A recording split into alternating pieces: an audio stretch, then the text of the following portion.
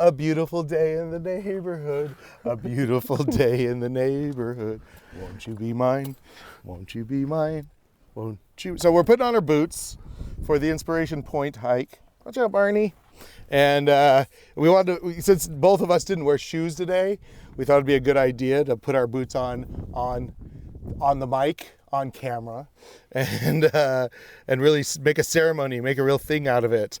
Because, you got to go between, like, when you come in from the house, you got to put on your slippers, like, like Mr. Rogers. You got to prepare yourself for the journey ahead. I mean, I feel like Mr. Rogers is an inspiration for me. Oh, for me too. Yeah. I grew up watching Mr. Rogers. I tear up whenever I watch his testimony before Congress. Before Congress. It's like, you saved public television. You were a kid one day, weren't you? And you know how hard it was. Mr. Feeney. But hey, before you go on your hike and your mind walk, have your good equipment. Have your trusty shoes. Yeah. Get ready for your hike. Maybe bring some water. We like snacks. bringing you into the process here. We're in no rush. We're not trying to rush you. No. Into this. No. Content. We're just putting on our shoes for you. Be content with the content. Yeah. Be ease into it. It says we're trying to be as anti-Hollywood and anti-corporate as possible.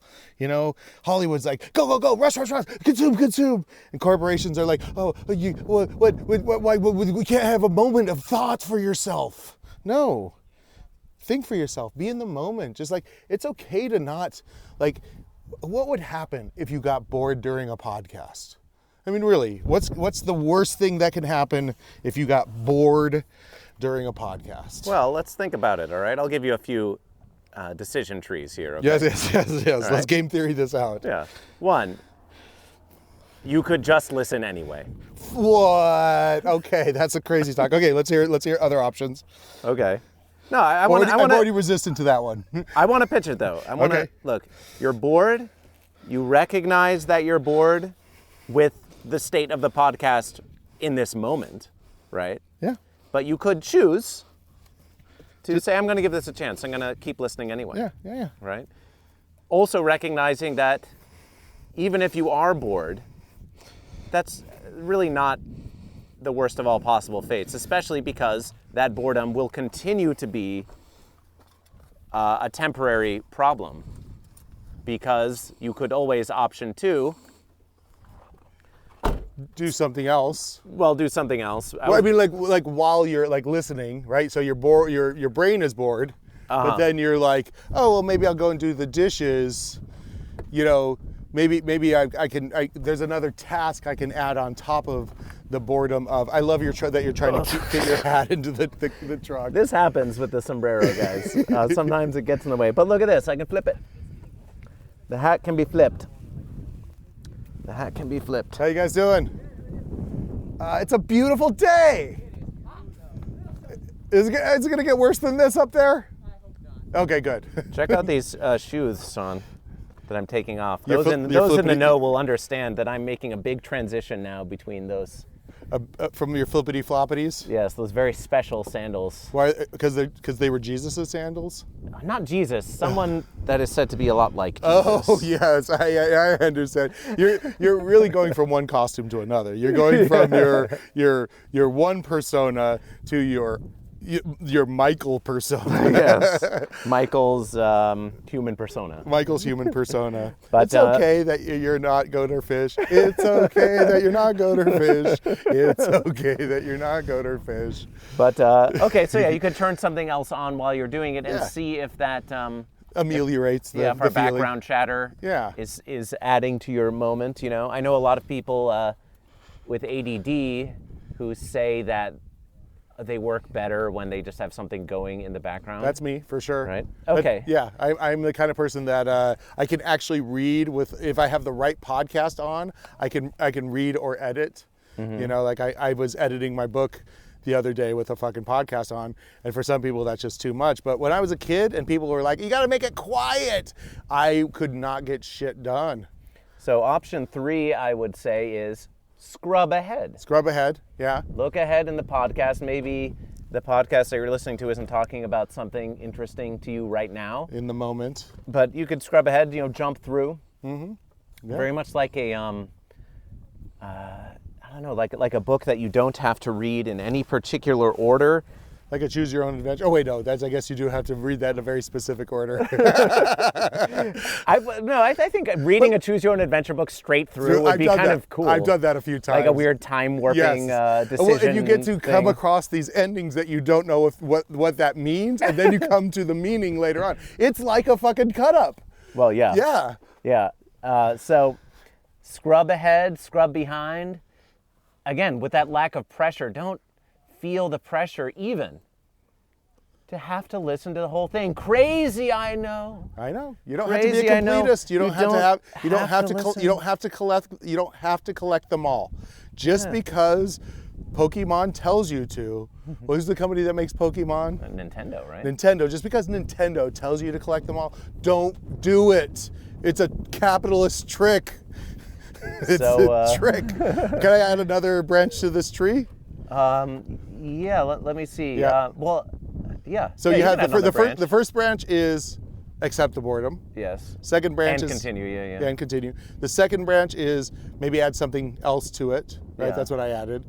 Third branch is jump around. Yeah, until you find something interesting, right?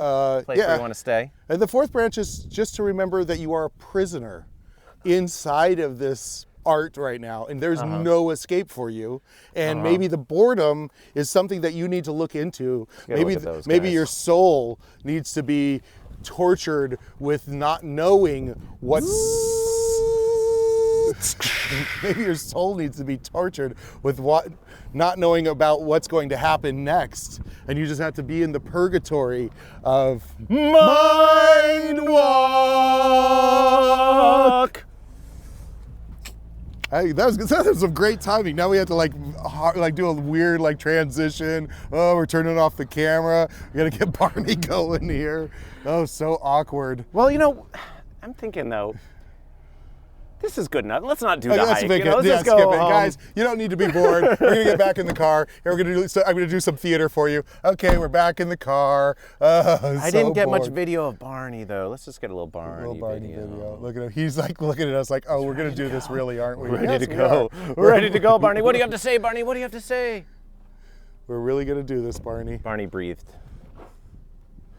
All right.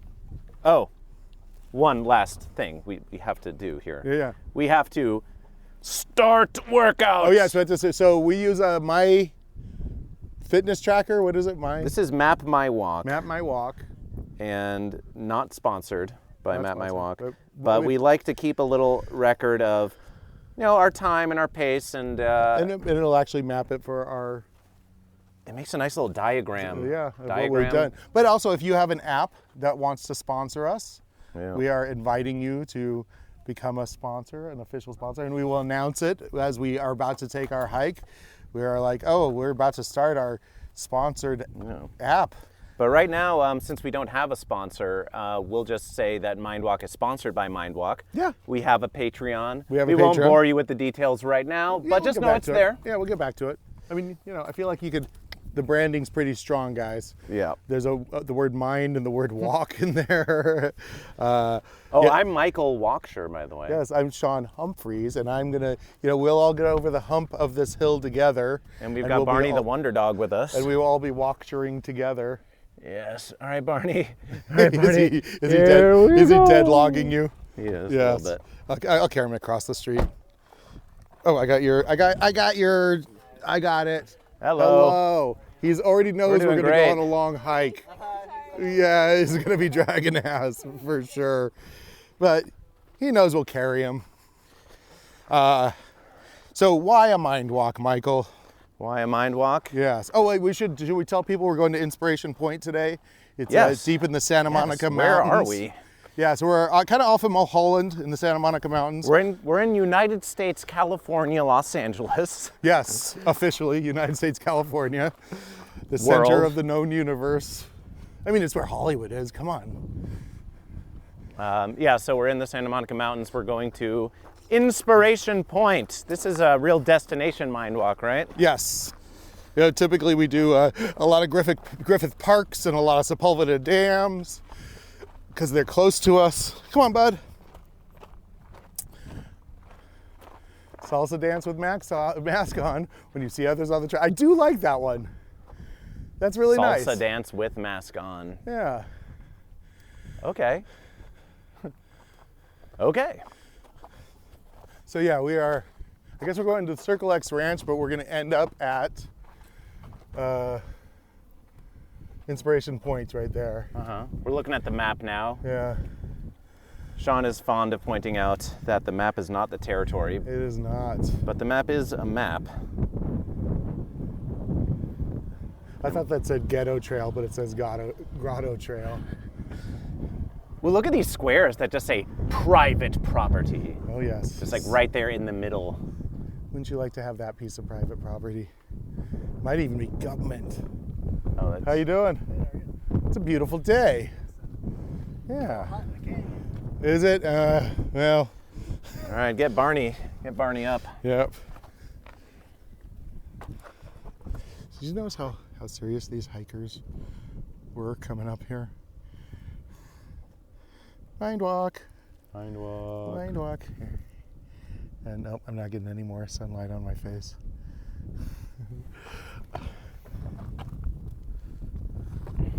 Ready to go? Ready to go. You ready, bud? We'll get you. Oh, did you start the timer? Did I start the timer? Right, the timer. And other little guys, you guys will have a secret treat. We're not going to tell you how long the timer's for, but when the timer goes off, you'll know how long it was for.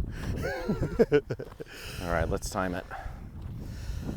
Well, there is one other secret option, by the way, decision tree that we didn't dare go down. Oh, Sean, which is you can turn off the podcast. Yeah, well, but again, like I will encourage people to both subscribe, support with it through our Patreon, and then not listen if they don't want to.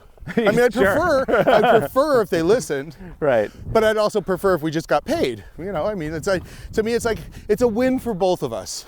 I mean, if you're bored, you could just pay us to not be bored, right? And you can know that you're supporting two guys going on hikes. Yes. Yes, and then again, like two humans, if you prefer. Yeah, we're just using our foot energies, good old foot power, and dog power. We're inspired by Barney's butt. He's been on this hike before. He is familiar with Inspiration Point. But you had a big question for me, yes, didn't you? Yes. What is a mind walk? Why a mind walk? Why a mind walk? Yes. Well, I think because our minds and our bodies need, free and open space to stretch, to tighten, to expand and contract, to explore. And that's a healthy thing. Yeah. And since a mind walk is with a friend,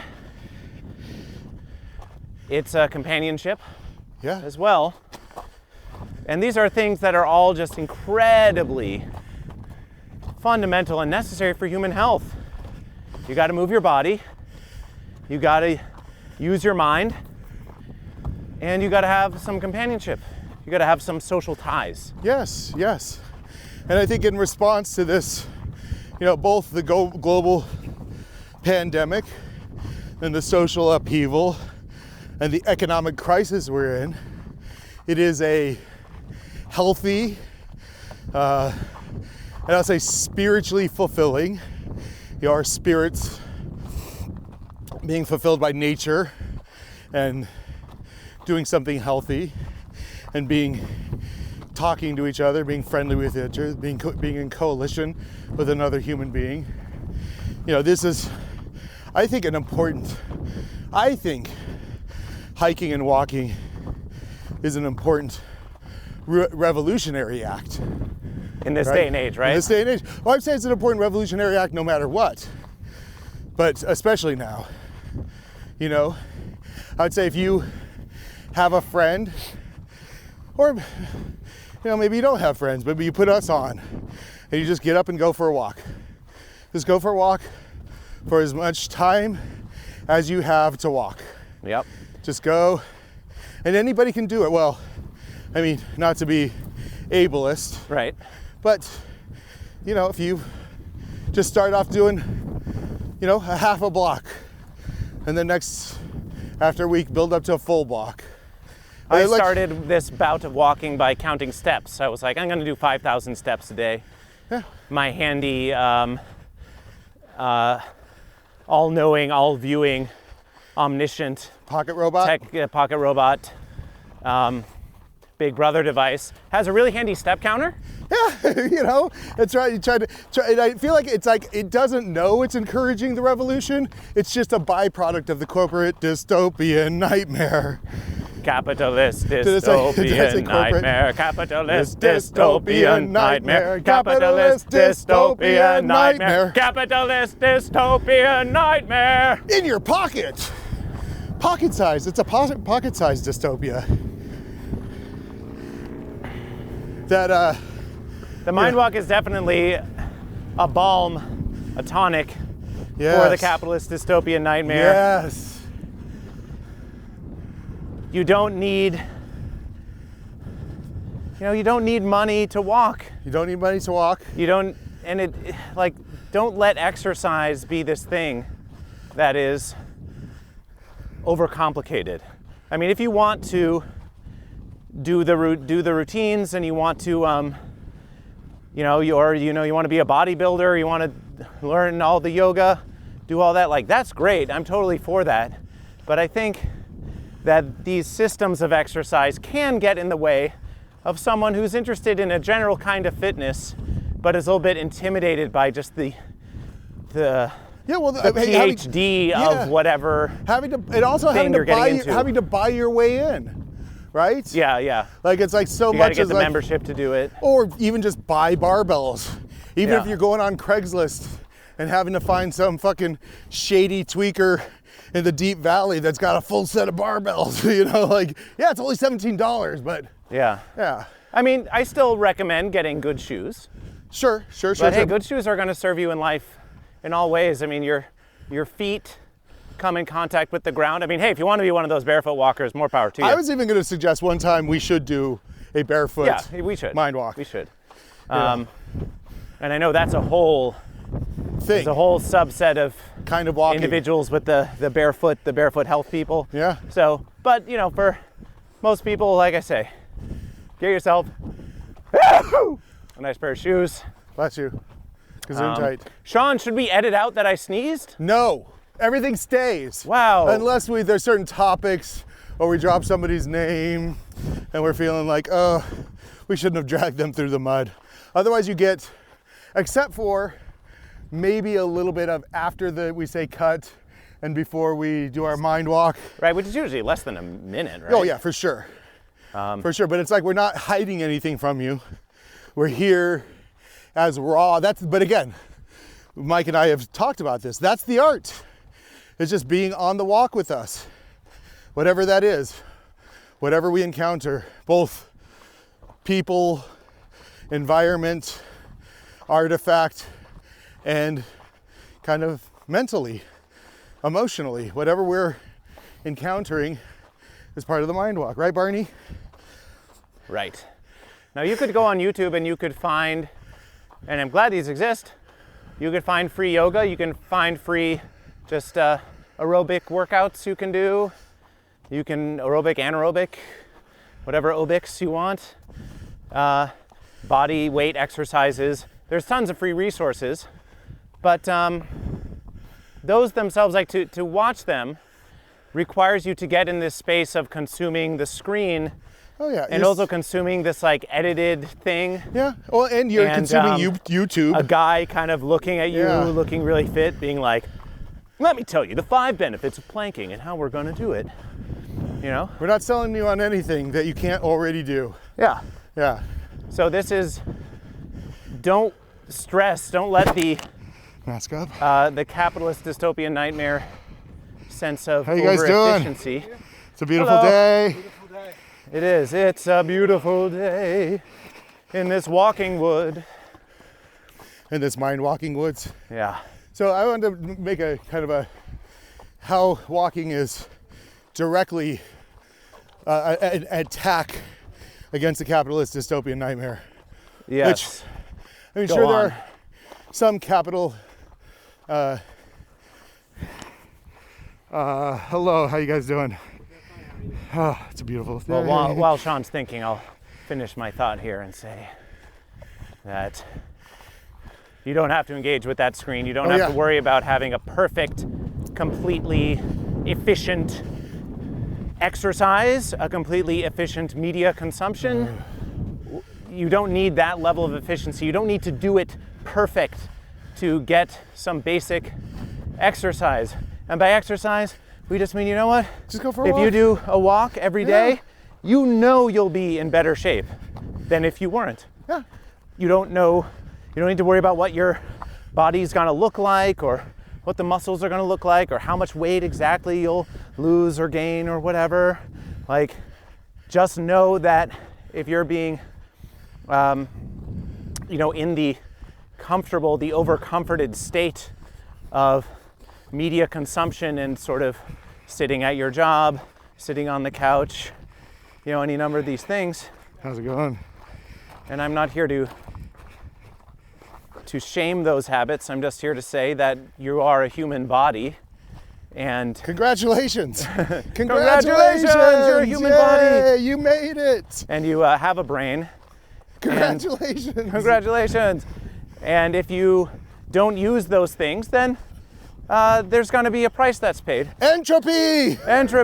So yeah, don't overthink it. Just go out your door or pace around in your living room or whatever if you have one, or some stairs that are in your stairwell. Yeah, even just like walking. Like, let's say you're gonna go to the kitchen and back 10 times. I've done that. Yes. I have literally just said, you know what, I've got like 8,000 steps today. I really want to get to 10,000.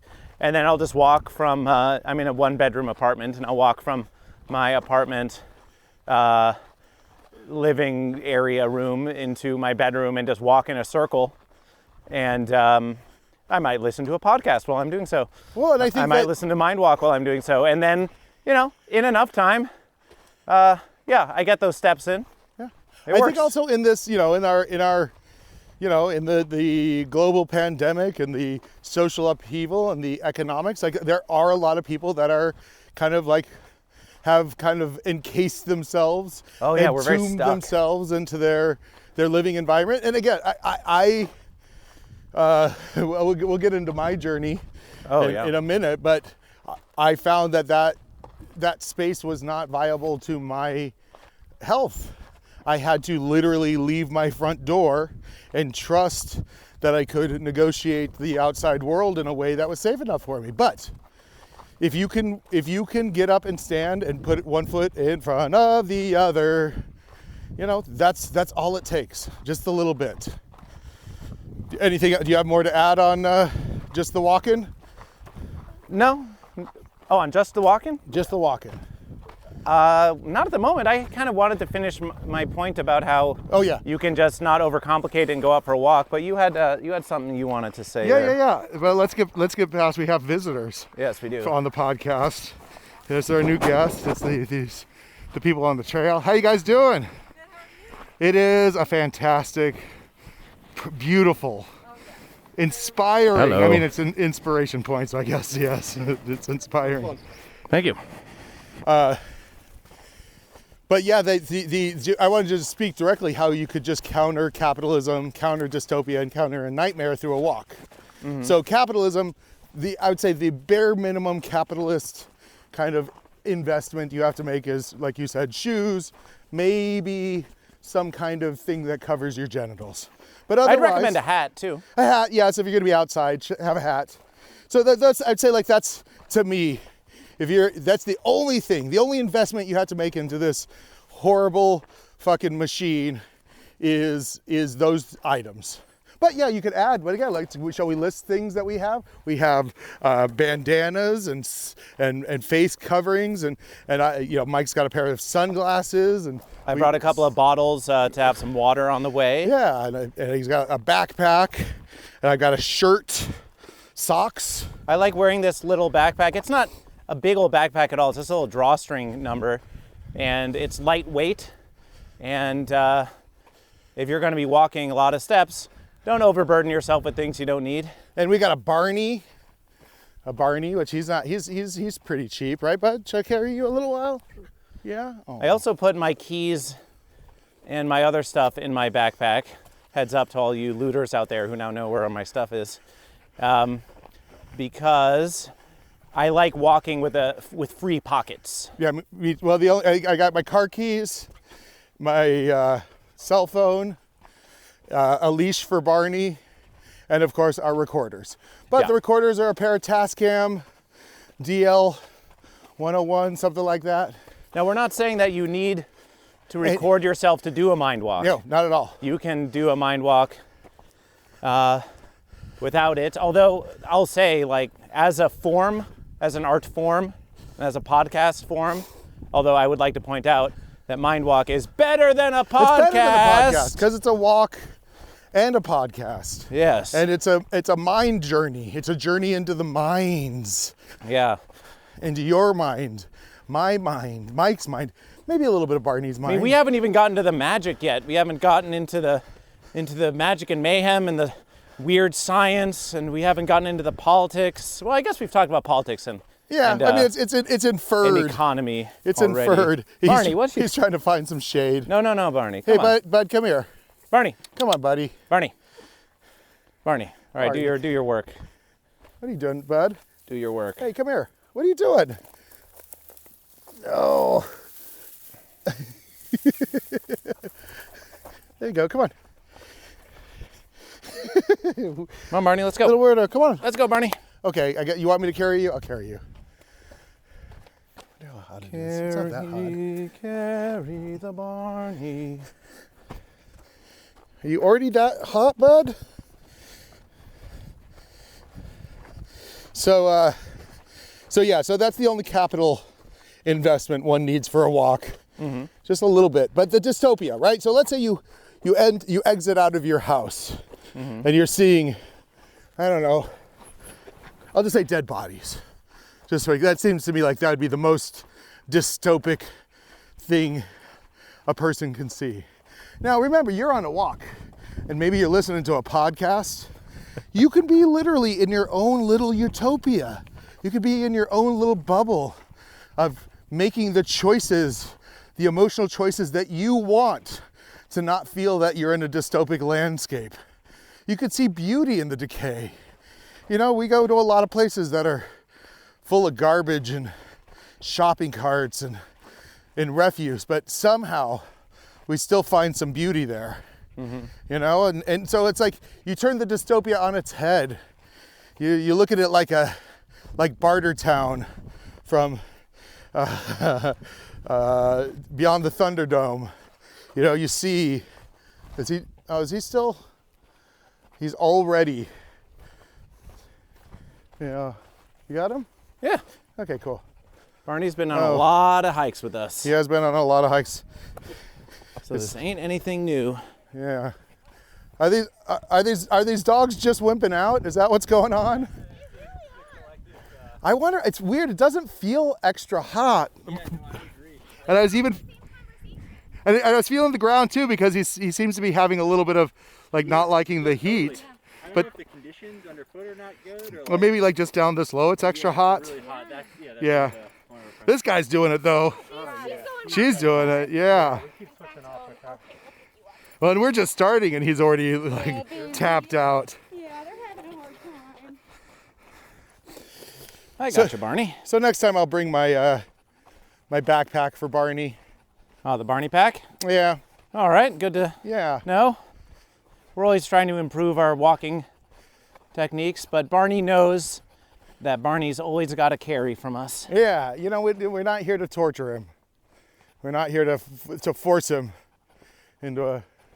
Well, it's interesting because somebody was saying early on that there's the actual, he didn't use the word valley, but that it's feeling a lot hotter. And I can definitely feel that there's some kind of heat being contained in this Oh, well, why wouldn't there be? I mean, Yeah. it's going to absorb, the rock wall is going to absorb it and radiate it out, right? Yeah. And we did, we tend to do our hikes a little bit early in the morning. This This is midday. This is a little bit of a late start for us. All right, Barney, we're going to get you over these rocks, and then Let you since walk you're ready for to go back down, we'll put you back down. Let you walk for a little while, bud. Oh, he's just looking so relaxed right now. Okay? Yeah. Barney, let's you want to let's give it a shot? try. Let's give it a try a little bit, bud. Here you go. Hey, come on. Good boy. Good Barney. Yeah, let's go. It's all right. Yeah, and literally there's no shade on this trail for him. You might find some yet. And then the nightmare aspect is as we're waking up.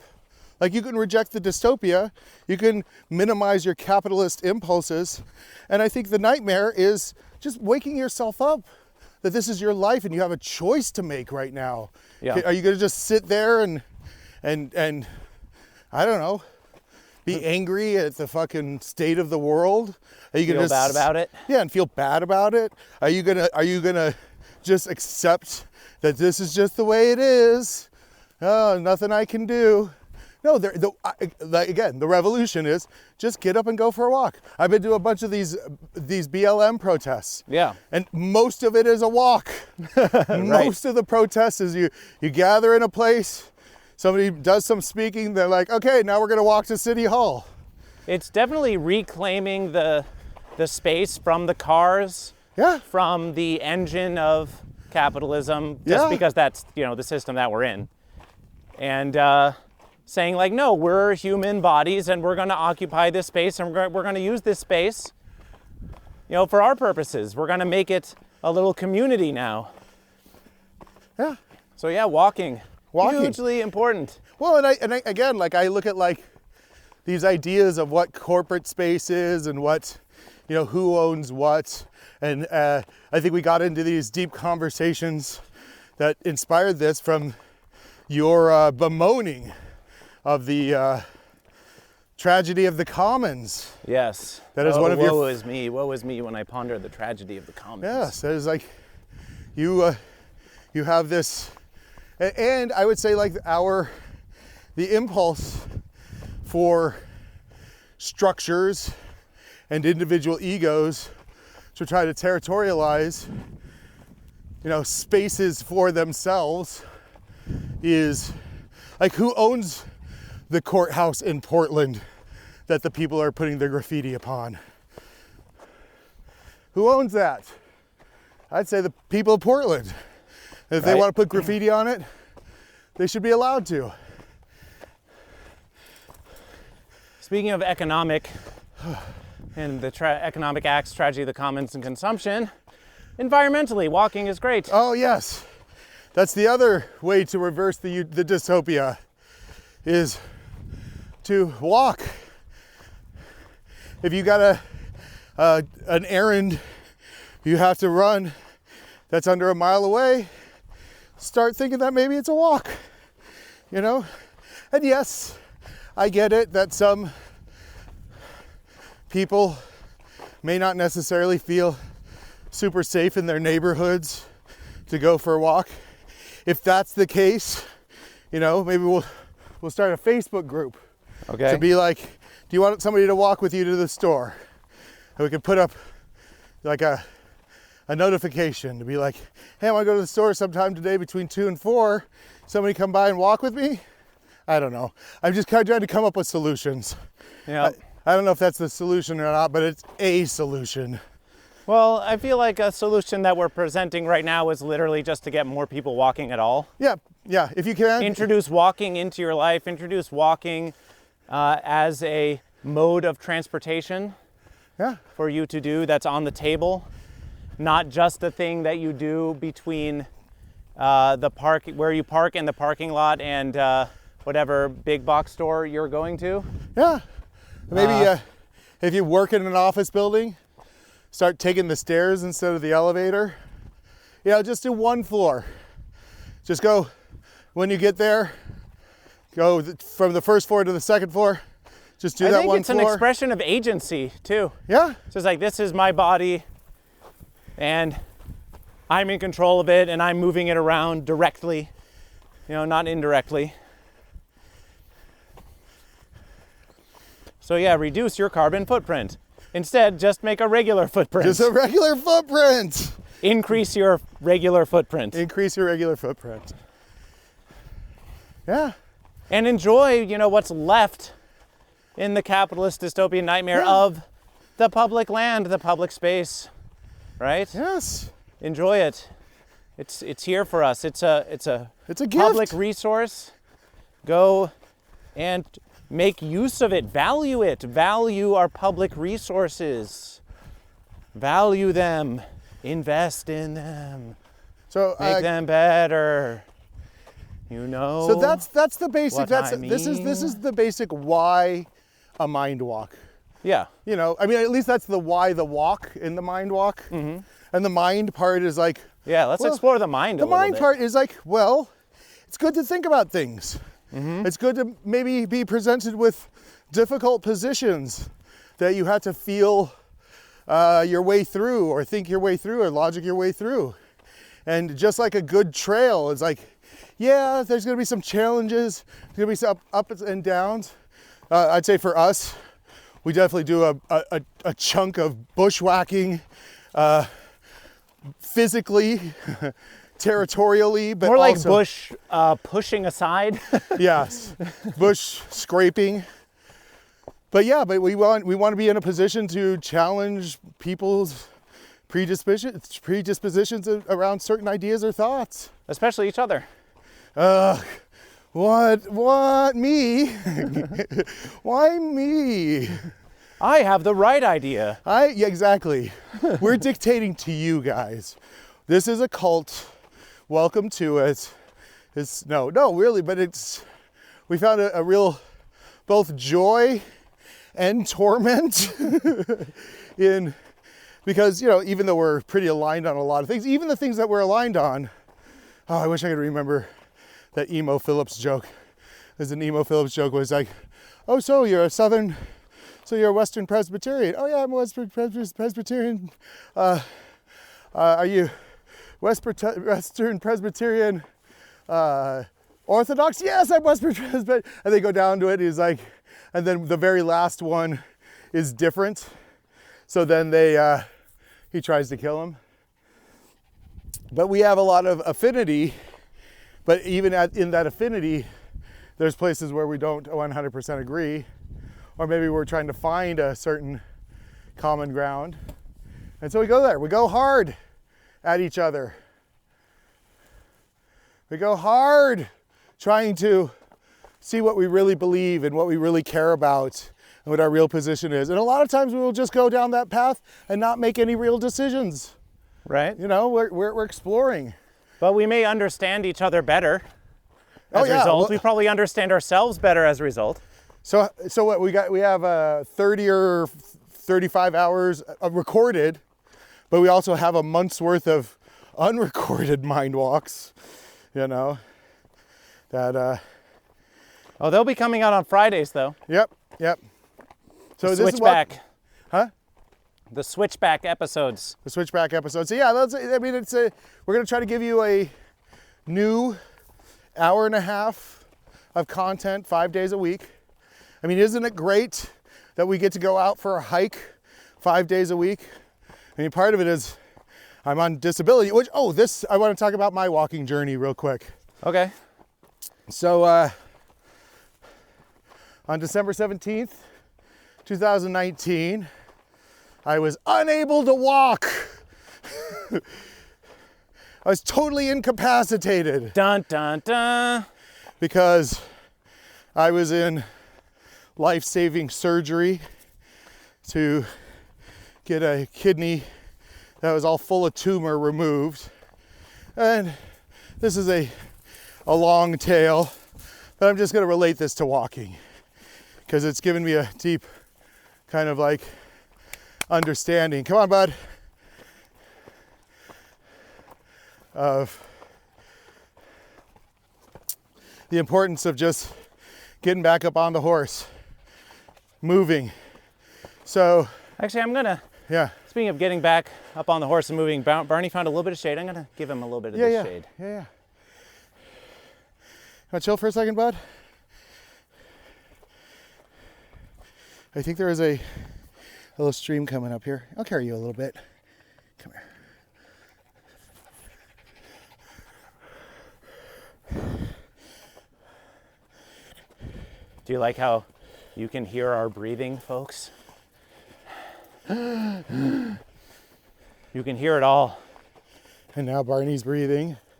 Sean's gonna continue his story, but I just want to let you all know that for both the mind and the body, as we think and as we explore ideas, and man, the hike itself breaks us down and gets us tired. Our emotions start coming out. Our thoughts start breaking apart. Yeah, it's nice. After 4 hours, or maybe even this one will be shorter. I mean, I'm starting to feel it now. Whew. So the shape of this mind walk, it's gonna change because we're not just in the studio. We're not in this hermetically sealed box where everything's in control. We have to reckon with our environment, and that's gonna affect our minds. It's gonna affect what we say to each other. It's gonna affect the walk. So It won't be perfect. we don't have to. I'm already losing my words. We don't have to Grasp. like do a hard cut Yeah. and be like, new segment now. No. Instead, we can let it happen gradually over time as our minds get beaten apart, rent asunder. Well, I'd say we're both improvisers. And one of the things that's a joy about good improv. Time out. I'm a comedic performance artist first. Okay, sure, but you've done some improv. Of course, I've done You've some been improv. trained in I improv. just have to. I wanted to self-identify as a comedic performance artist. What are you, queer? No, a CPA, Sean. A CPA.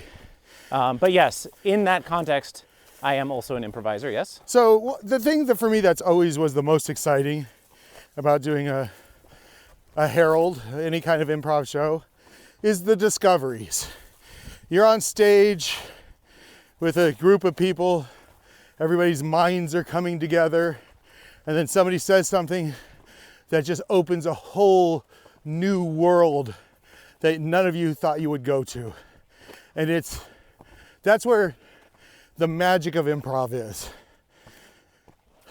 But that doesn't happen all the time. With good improvisers, it happens pretty good. But I think being in this environment outside of the studio, unedited, and just dragging hauling our asses and our audience with us down these scrambly, hot, sweaty, dog-tired environments, we're going to discover stuff. Discover stuff about ourselves, about the trails, obviously. We welcome and challenge you to enjoy the whole mind walk. I mean, we gave you the outs. We gave you all the outs at the beginning. Whatever excuse. We gave them all to you. Whatever excuse. But we also challenge you to come with us on the journey. The whole shebang. The whole shebang. So you Oh yeah. had a tumorous kidney, Sean, and we were friends. Yeah. For context, well, we were definitely into our friendship at this time. It was still the beginning of our friendship. But we'd gone on a few hikes before that. Yeah. Yeah. That was kind of the basis of our friendship was the hikes at that point. Just the occasional, Yeah. once a week Yeah. sort of thing. Oh yeah. And Michael was there both for the first time I felt like, I'll just say the negative physical effects of the kidney. And he was he was there for two breakthroughs. The first one being like, oh, I know I have this thing and this is what's happening to me and I'm going to be having surgery for it. And then the come to Jesus moment I had at Sepulveda Dam, being like, well, I'm going in for this surgery and I may not be back. And also the various moments of us being on the hike, and I was I was not in as good a shape then as I am now, just because we've been doing these daily hikes for like 2 months at this point. Yeah. But Sean was getting tired pretty quick. Yeah. Not that we weren't, going up hills and stuff, but just his health situation was, if I'm not mistaken, I'll let you speak. If I'm not misspoken, I'll let you spoke for yourself and say how you were atypically tired given your usual level of hiking fitness, right? Yeah, and the one hike I went on with you, that was the beginning of this being like, oh, this is something real that I need to think about, was we had to do 15 stops on a hike that typically for me, even the last time we did it, we didn't stop at all, right? Yeah, that's right. I think I wanted to stop at a certain point and you kept going. So there's, the walk was an indicator. The walk was a canary in the coal mine, a thermometer of how bad I was doing. The canary died, and on the other side of the coal mine, we found gold. But yeah, that's another reason why walking is such a good form of exercise, because it's so basic that if you do it and you're getting winded and you're feeling your muscles and your bones and your joints start to kind of click back into place, those knots start working out. Yeah. When I started walking again, just after COVID started, I was like, I need to do something. Because I wasn't even getting the walking that I would do when I would go to conventions, which involve a lot of walking. Yeah. Or just, milling around outside of an open mic or whatever. So that kind of walking went away. And my upper back was bothering me. Now, I've had lower back problems. Oh, but now it started going up? It started going up, but then I started walking and I could feel the first few walks, my upper back, the muscles started loosening up and they were hurting. But then after a couple weeks, the pain went down so considerably. So yeah, let walking be your canary in the coal mine, because if you're having a tough time walking, then don't worry about lifting the dumbbells. Don't worry about doing the yoga. If you're having a tough time walking, do some more walking. Yeah, look into it. See, do some more walking. Maybe get a blood pressure cuff. Yeah. I'd also say, you walk, just if you're in any kind of athletic position, you're going to start feeling what you're eating. It's going to help you make better decisions about, choices about what you're going to put in your body. So you're going to hydrate more. Mm-hmm. I have a weird habit of not bringing my water along when we go on hikes, which I think after this hike is going to change. Although he knows that I bring the water. I'm humping for Hump. You are bringing some water. I'm humping for Sean Humphreys. But hey, I'll hold you to that. I'll remind you of that decision. Yeah. Because it's like I'm typically I know I can do a 3 or 4 hour hike without water, or have the inspiration of the water at the end of the hike for me. Well, that was okay. So we had to climb around a rock. Yeah. That was a little bit of a challenge. And Barney was standing. No, don't go back. Don't go back, Barney. He's standing on the rock to get some shade. And that's right where our footholds were. But so we were doing those hikes and you figured it out. Yeah. And then you had to fight like hell to, speaking of the capitalist dystopia nightmare healthcare edition, you had to fight like hell just to get your surgery just to live. Yeah. I keep on saying, luckily, I got fired from my shit job. I mean, again, I say under shady circumstances, and I speculate that they knew that I was coming up on some health nightmare and they didn't want me to be out of the office, paying me. So, because I put all my doctor's appointments up on the calendar, and they start seeing a bunch of those, they're like, fuck, oh, this guy's going down. We got to kick him off the ship. And, Cobra, of course, didn't work. It was ineffective. But the one thing I do have to thank Cobra for is that when I called Cobra to see if I was eligible, and he quoted me a price like $650 a month, and I was like, I don't fucking have that money, He said, well, why would you want ancillary insurance if you're already on Medi-Cal? I was like, what? What are you talking about?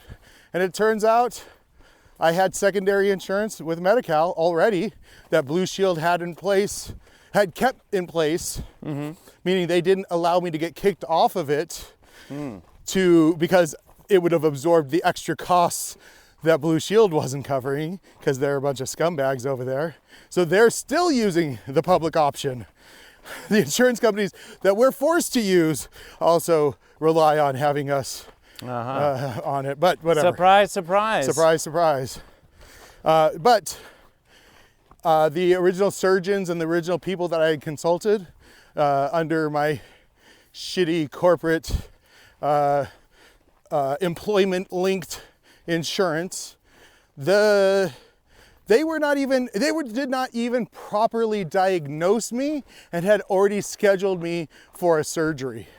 So they did not even do enough imaging to fucking determine how bad I was because I was being rushed through their shitty fucking system because nobody there is being held accountable because all these doctors do is just show up for work and clock in and they don't care about caring, right? They're just on the clock. So nobody's putting any fucking foresight into patient care because they're relying on the insurance companies to do that. And the insurance companies are only concerned with cutting corners. But okay, there it is. Blah, blah, blah. So I'm on Medi-Cal, which was a dream. Well, kind of.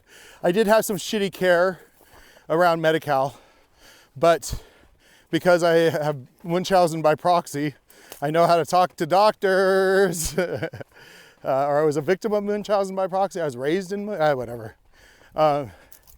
I was able to negotiate the Medi-Cal system until I got emergency surgery at UCLA Medical Center, one of the top hospitals in the world. I'm estimating, I don't know if it's true, that I got a $500,000 surgery for free. Yippee! Yippee! Hooray! It feels great. Almost every day. Almost every day. And so getting back to the walking, so walking is the base of the health pyramid at UCLA. One of the things that they told me to do even before the surgery was walk as much as you can. So I checked in on Friday the 13th of December. My surgery is on December 17th. So I had 4 days. They're like, eat what you want, walk everywhere. Just walk and walk and walk. The more walking you do before the surgery, the better you're gonna do after the surgery. So I walked Ronald Reagan Medical Center for hours and hours and hours. I walked so much that I had visitors come and visit me and not even see me because I was out walking. Because I would do anything but sit in that goddamn fucking hospital bed. And that relates to our COVID situation again. Yeah. Sitting, atrophying. Get your immune system strong by going out there. Yeah. And getting your blood flowing. Yeah. Getting your heart strong, getting your lungs strong. Oh, you got to get your lungs strong, folks. Yes. You got to breathe. You got to challenge your immune system, not just let it be stagnant in your own breathing your own breath in your apartment. We got some neighbors. Hello. How you guys doing? How are you? I'm hot. Enjoy. Thank you. Thanks. Yep. Little puppers, about to attack them on the trail. All right, guys, you wouldn't get this on the Joe Rogan podcast. You wouldn't get people just walking by on a hike on the Joe Rogan podcast, even though he goes for 4 hours at a time. 3 hours. We want the chaos to come to us. Yeah, it's in your ears, guys, but you're safe. You're safe because obviously we published this, so that means nothing bad has happened. As I say, as I fall off the cliff. I don't know. We're looking forward to the day, perhaps. Well, not looking forward. An injury or some mishap is going to happen. Eventually. It's just an inevitability. And we've decided that, as artists, we're going to let the we're going to let the audio keep rolling. Now, if in that moment we just change our mind for whatever reason, then that can always happen. That's another thing that we're doing. As much as, we are committed to this premise of recording it all. Yeah. Like, I don't have to, very rarely do I have to remind Sean or Sean have to remind me, more likely, that no, let's get it. Let's record that. We want it on record. Even the grumpiness that Michael has around traffic, he'll still be like, well, we're on mic. Let's record. Let's do this. Yep. Yeah. Yep. But listen, let's just.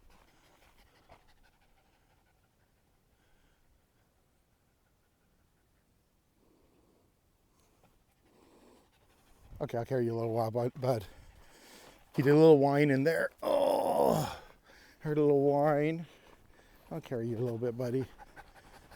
Yeah, we're talking a lot. I think especially we're talking a lot this time. Well, look, hold on. We talk a lot all the time. Yeah, that's true. We don't give ourselves the pressure to have to record if we don't want to. We give ourselves the freedom to remove the chain whenever we want and just say, this is in big quotes. If we say cut, then there's no argument. There's no don't cut, But I don't feel pressure to keep recording because I just feel so comfortable doing it at this point with you. Yeah. In this context. Yeah. So that doesn't happen very often. Guys, admittedly, this is self-indulgent. Oh, and there's picnickers up here, but we're also, we're explaining the landscape. By the way, to explain the landscape, we just went from the kind of the side of the inside of the valley. We're coming a little bit into what I consider, I think it's a little bit of a primordial forest, but this is the part that I think we're coming into the most fantastic part of the site. We've got some burnt trees around us. There's a picnic table over here. This is called Split Rock. Mm-hmm. I'll get back to my hospital story. No, I kind of tell me about this place. So I want to hear about it. So, to me, when I went on this hike before, entering into this, and it was getting to be a little bit of evening, and so there was a mist hanging in a lot of this part of this forest. Yeah. It was fucking tastic. It just was being in you feel like there's no telephone wires. There's no airplanes. You're just in pure nature right now. And it's just like a hug. Oh, and Barney's got a little bit of water in a stream right there. Sorry about that. We found the water. Yay. I'm so sorry, buddy. You want to roll around in it? You want to get in it? You want to cool down?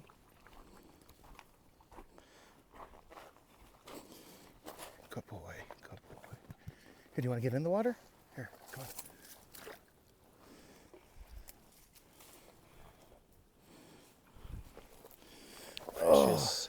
Precious water. Ooh. Watch yourself there. The Barney bath.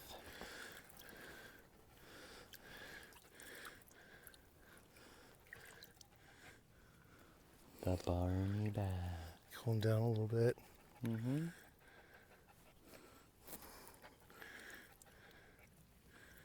You can lay down in it if you want, bud. You can sit down. You can drink more. I can tell you're still thirsty. Oh, that made me lightheaded.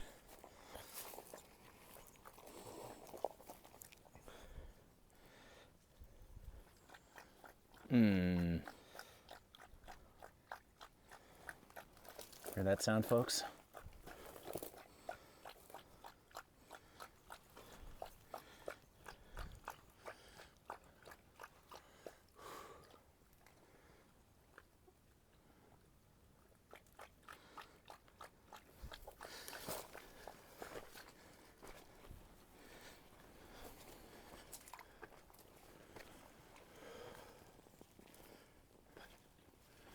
I'm just gonna capture this here.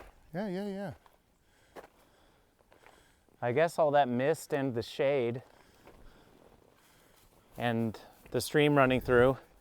All the plants here are taller, greener.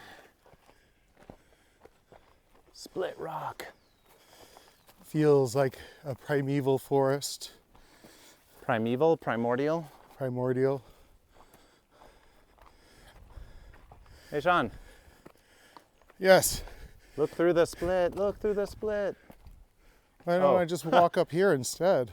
Ooh, wow. And a Mario Brothers? Nope, sorry, bud. It's okay, I'll sit right here.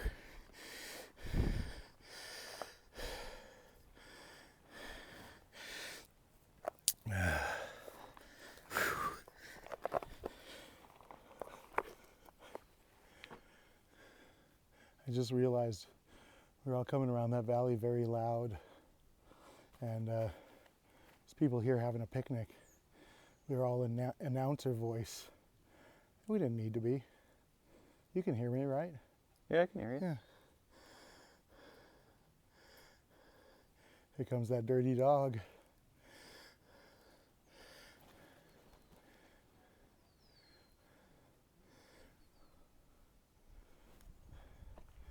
Yeah, on the last hike, this is where we stopped for our first snack.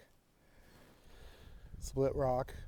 Well, you know, I feel like because this is our, I guess what's going to be sort of our first full published episode Yeah, with yeah. all the caveats in it, we spent a lot more time addressing the audience directly, like not speaking to each other as much as talking to the audience. Yeah. So maybe it's time to shift that? Maybe. I don't know. I'm just making an observation. No, I know, but I think we're now having just a regular old conversation. yeah. And we could just slip into this mode right now. Yeah. Yeah. Oh, but before we do, Yes, audience, pay attention. there's one more capitalist investment I thought I would shill for. Yes. Sunglasses. Sunglasses, yes. And I'm going to throw this out there to potential advertisers. We want to test your equipment. You know, we want to eat your weird hiking bars and test your camelbacks, your hydration packs, maybe your shoes. Shoes might be a dicey one, but maybe we will. You know, maybe we'll do a flat walk. Hey man, I'll test out a pair of shoes. Yeah, I'll test them out. You know, here's I'll tell you this. If you don't give us any money, we're going to be honest. But if you give us money, we will shill. You know, it'll help if you got a good product, because then we won't have to shill too hard. But yeah, this is an outdoor life fitness podcast. Yes, this is a fitness podcast. It's a fitness podcast. Mental and physical fitness. And you know, ostensibly we are both entertainers / comedians. Well, you know what I think we should do? I think we should oh my make like God. a mini-sode, Yeah. and like the title of the episode is like, "For Potential Advertisers," and then it's like a 15-minuter, Yeah. and it's us talking to them, kind of like doing this is the MindWalk, but it's more directed towards like, let's say you're an advertiser, and we kind of pitch our product to them. Mm-hmm. So if they're scrolling through the feed and they're being like, hey, is this something I want to sponsor or not? They could see that one stick out, and then they click on it and they get our pitch, you know? Yeah. So somebody asked me today if there's ways of like tagging. I guess that we could do it in YouTube. Is we're tagging where certain subjects are, in a course of a 4-hour mind walk. But again, like guys, we're not producing this thing, or we're doing the bear production. So if anybody else wants to tag that for us, if anybody wants to go and do timestamps of when we do different subjects, go for it. We invite it. We invite artwork. We invite satire. Like go out on your own mind walk and be like, oh, I'm Michael. I'm Sean. Blah, blah, blah. Objectivity versus subjectivity. Please do. Yeah. I got onto telling them how the listener, the fabled listener, is it real? That they need not, record their stuff. They don't like have we to. are, but I would certainly encourage them to do so and release, their own content of just walking and talking, like in the spirit of being anti. Oh, look how beautiful that tree That is. single burnt tree right there. Yeah. It looks like a withered wizard's finger just poking out, like a lich's finger, just like, Yeah. and there, it's pointing to Malibu. I don't know where it's pointing to. Like Malibu. Malibu. All So, of yeah. the evil, it lives there. Malibu. By the way, if you're a listener from Malibu, we love you. You're just evil. It's okay though, but we love evil.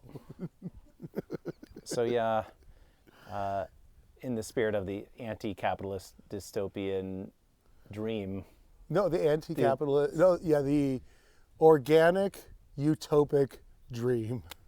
we'll Right. work on it. Yeah, we'll get there. But yeah, I don't want to say, I don't want to be hounding people, being like, what, you're making a podcast, you're recording walking, talking, that's our thing, you can't do that. Look, we're using what's built in because no one has a monopoly on walking, no one has a monopoly on talking, no one has a monopoly on thinking.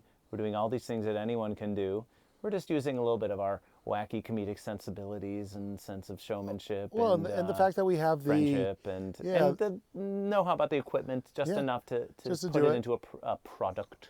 To be and the fact that consumed. right now we do have kind of the freedom slash, ability. I'm on disability. We're all between gigs right now. We're kind of. Seriously, guys, what else are we going to do with our time? Yeah, so this is it felt like the most productive thing that we could do, especially because there's no stages anymore. There's no movie theaters. There's no places where one can, be a real entertainer. Oh, guys, it's our surprise. The timer went off. I bet you can guess how long that timer was set for. It was set for an hour. So let's have some water. Okay, let's cut though first. Oh, yep. Cutting, speeding.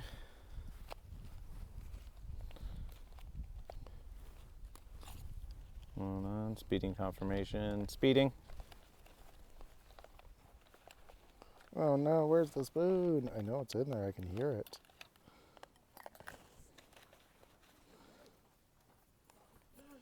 How you guys doing? Okay. You want to just hold your mic or just lean over. I guess we'll be okay. Mark. And What was that guy's name, Mark? no, he looked like as if he'd been on set before. And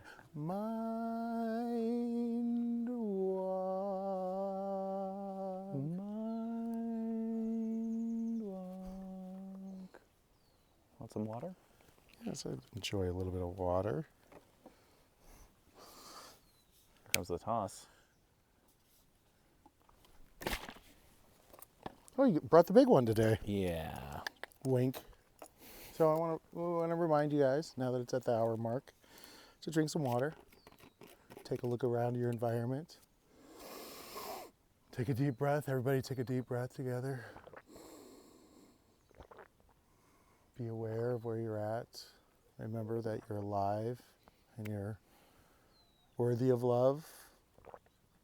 And it's the beautiful life that we're living. It's a beautiful world.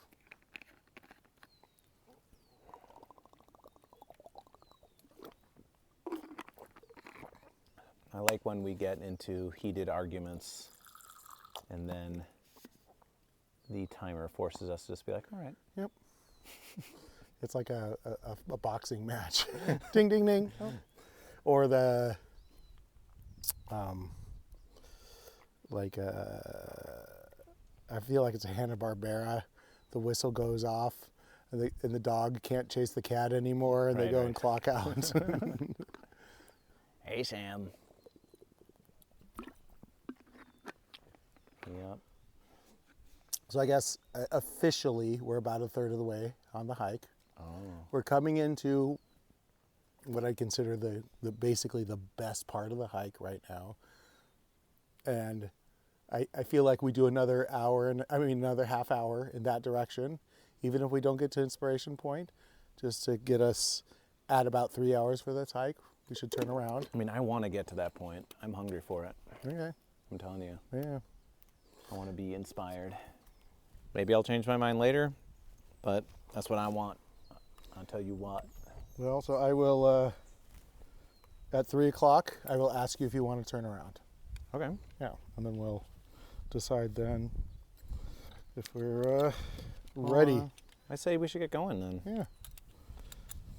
I still have a little more in here if you want to. I'll give it to you downstairs. Yeah. Look at that good boy.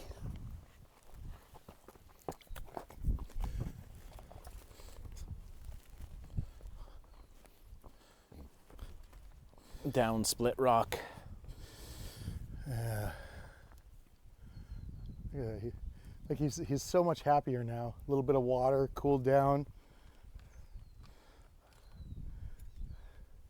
He looks like a real wild dog right now. I love it.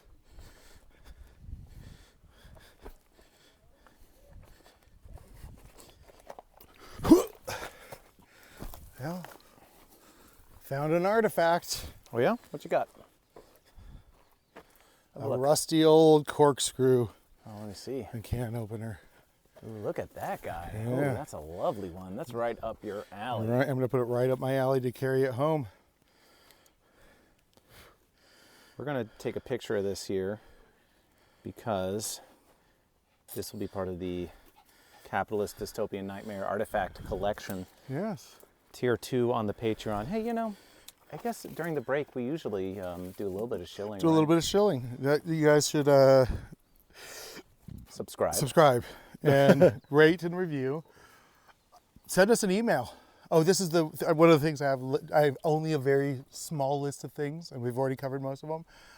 What I want to tell people is drop a pin. Tell us your favorite hike in Los Angeles. Send us an email. MindWalkPod@gmail.com. MindWalkPod, or if you become a Patreon, you can leave us a message there.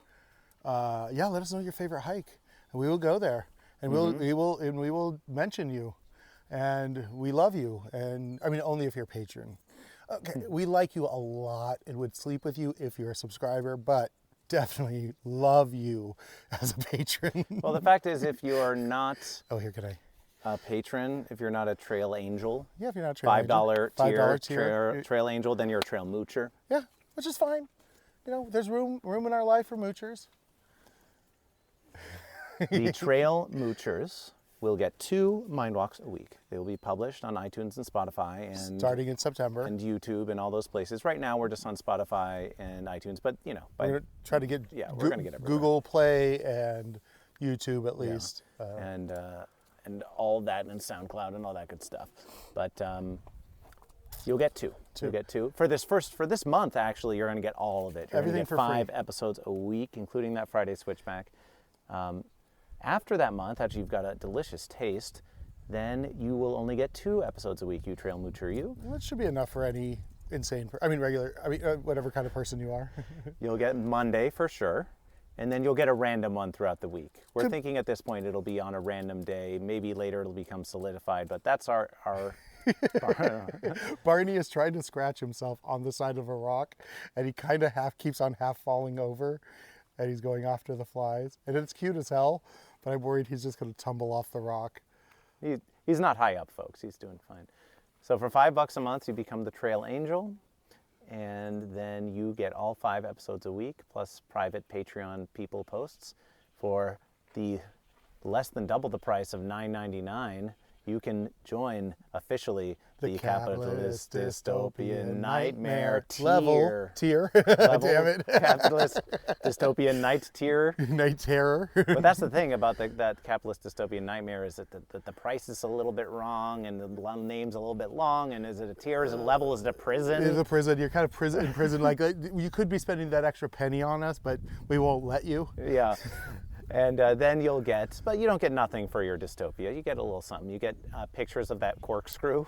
Yes, you'll get the pictures of that corkscrew. You'll get videos, of, I mean, again, we'll be giving this stuff out for free in the first month, but you'll get video like of us putting on our shoes. Yeah. And Barney running around. Well, no, maybe not. Excuse me. Not. Oh yes, no, did I yes. say you'd be getting Barney? Not in the dystopia. No. So you get extra content. We go to the top wherever. If we go to a big view, we tend to take a panoramic picture. You'll get that picture. You get the summit view. Yeah. And then whatever weird video content we decide to make on the trail. We've had a little musical number we've done. We've done like 6 musical numbers, haven't we? Yeah. Well, maybe 4 or 5, but yeah. We get anytime we find an amphitheater or a stage. Oh yeah. Anytime we find an amphitheater or stage, we one of us pimps the other into doing a musical, a little mini musical. And we might even do one right now, except that we're in kind of a very mellow, and there's people over there, and we don't want to upset their chi. So you'll get our comedy bits on video. But then, you ever notice that medium popcorn, it's like at the movie theater, how it's so close in price to the expensive popcorn that you figure, well, I don't want the small, because that's ridiculous. Why would I pay $5 or $10 for such a small popcorn? But the medium, for just another $2. $2, I could be getting the just jumbo. A bathtub full of popcorn. So for just another $2.01, you can join and escape the capitalist dystopian night tier. For only $2.01. And you can become a Barney da Wonder Dog Cadet Club joiner. member. And then you'll get all the stuff we've talked about, but you'll also get pictures of Barney. Pictures of Barney and videos of Barney. And just Barney being a dog. It is cute. And we're trying to pimp this dog as hard as possible because he's so cute and he's really adorable. And he really is kind of the silent partner on our trip. He really was the motivation for me to get out and start hiking. And the fact that he can do these hikes, he walked over Mount Hollywood with us, a 5.5 hour, 9.5 mile walk. He did that. He came the whole way. Yeah, he was beat on the other end and he lost his mind a little bit, but he did it. I'm sure he could do a 6-hour hike, especially if we're carrying him and I have the backpack and all that. We bring some food for him. So you'll get Barney. Support the Barney. Be a cadet. That's the Patreon pitch, guys. But also subscribe and also follow us at MindWalk Pod on Instagram and Twitter. And if you're a $12 Barney da Wonder Dog Cadet Club member, team player, then you can go on Instagram and request a follow for Barney da Wonder Dog Instagram and get access to that feed as well. But we're still going to give you Barney pictures in the main Patreon feed in case you don't want to use that horrible owned by fucking Schmuckerberg Instagram. You don't want to be a part of that. Don't worry. You can still get your patronage and all that. We probably will make a MindWalk Venmo, or you can MindWalk Pod Venmo, where you could just tip us if you don't want to do the Patreon thing. Shall we continue walking? Yeah, I feel like I'm done shilling for now. Yeah. I mean, at some point we need to figure out how to get off of Patreon, but until then, I know that, like Jimmy Dore's podcast he's bypassed Patreon. Oh. Well, good. The people that were sitting here at the park bench just finished up their lunch. We obviously didn't bother them enough to Yeah. get them to leave, so. Here comes a group of kids after us. Oh, before we exit this little Eden. Oh, you want to get the this wizard finger is too strong. I'm gonna sit over here. Not to get a picture of. Because there's no rush. No, we're not rushing anywhere. Ooh, it's kind of great. This bench got hit by the fire a little bit.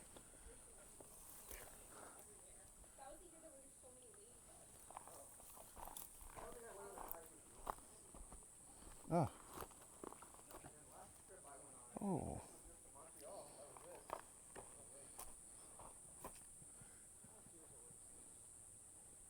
A butterfly just landed on my arm. Is that lucky? Not a butterfly, a ladybug.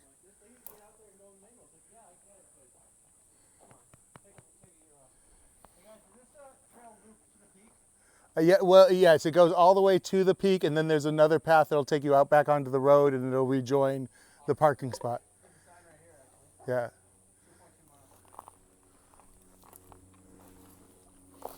I'm set.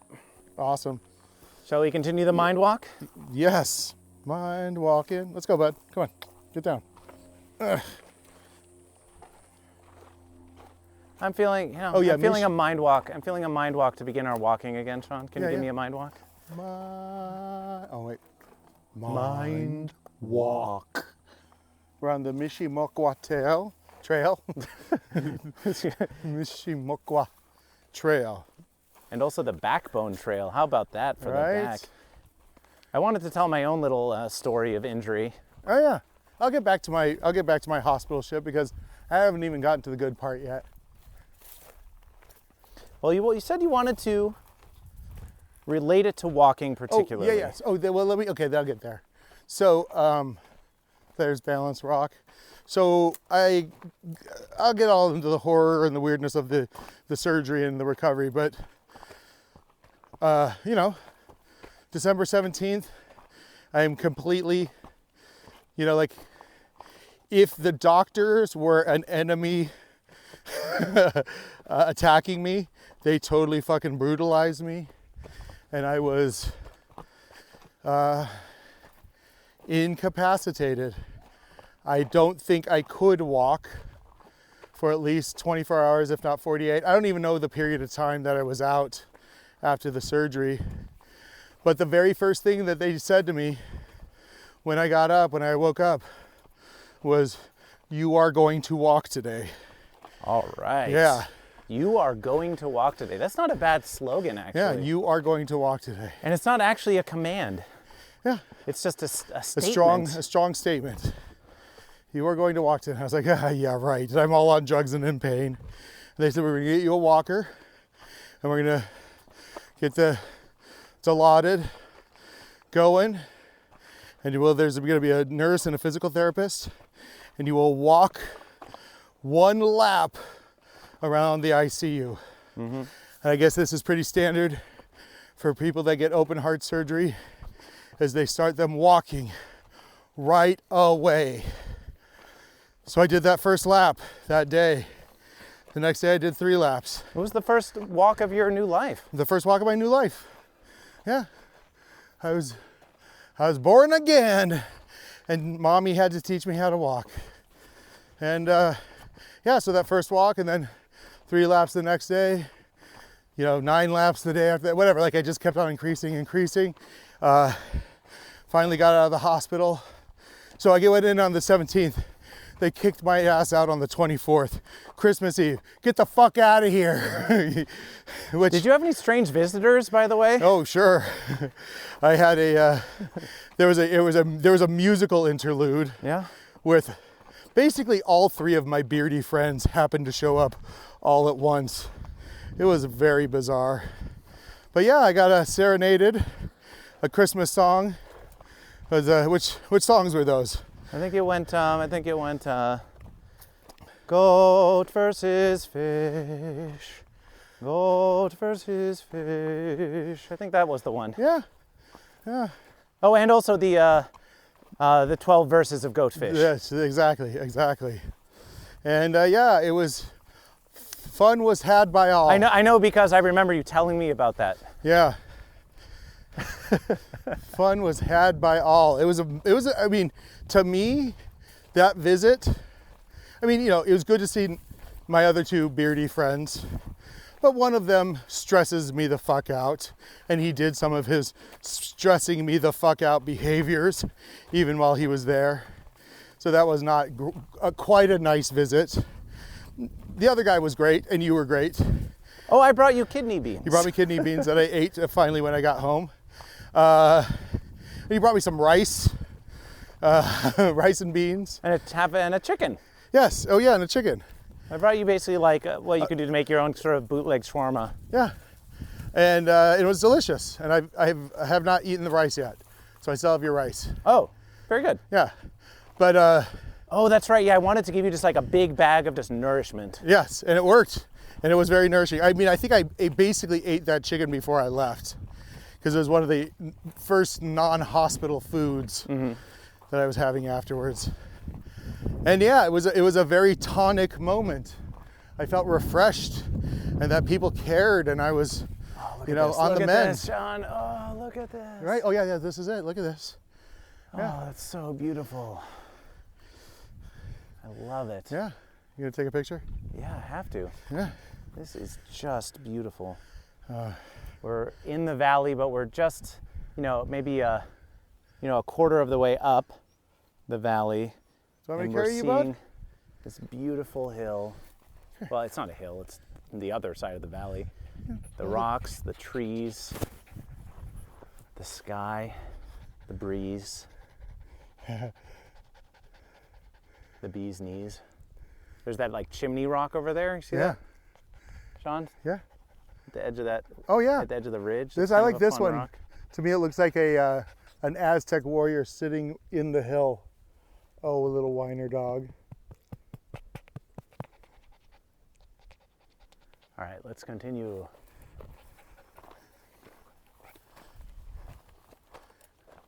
Yeah, so that little bit of walking, then I could leave the hospital. And they were saying, you know, keep walking, keep moving. And I didn't have any physical therapists or fucking nurses to cajole me. Mm-hmm. So I was doing a lot of walking between the kitchen and the bathroom and the place where I was sleeping, which was the living room. So I was just doing that. I think 3 weeks later, went to the cardiologist. They said, oh, you should be on track to be doing about 10 minutes of walking a day. Mm-hmm. And then at the end of the second month, you should be about 30 minutes of walking a day. And I was not there. Mm-hmm. I was being a pussy. And I went on a 10-day silent meditation retreat. And that's when I took the opportunity to force myself to walk for 2 hours a day. So I just got up and got going. It was flat. It was in 29 palms.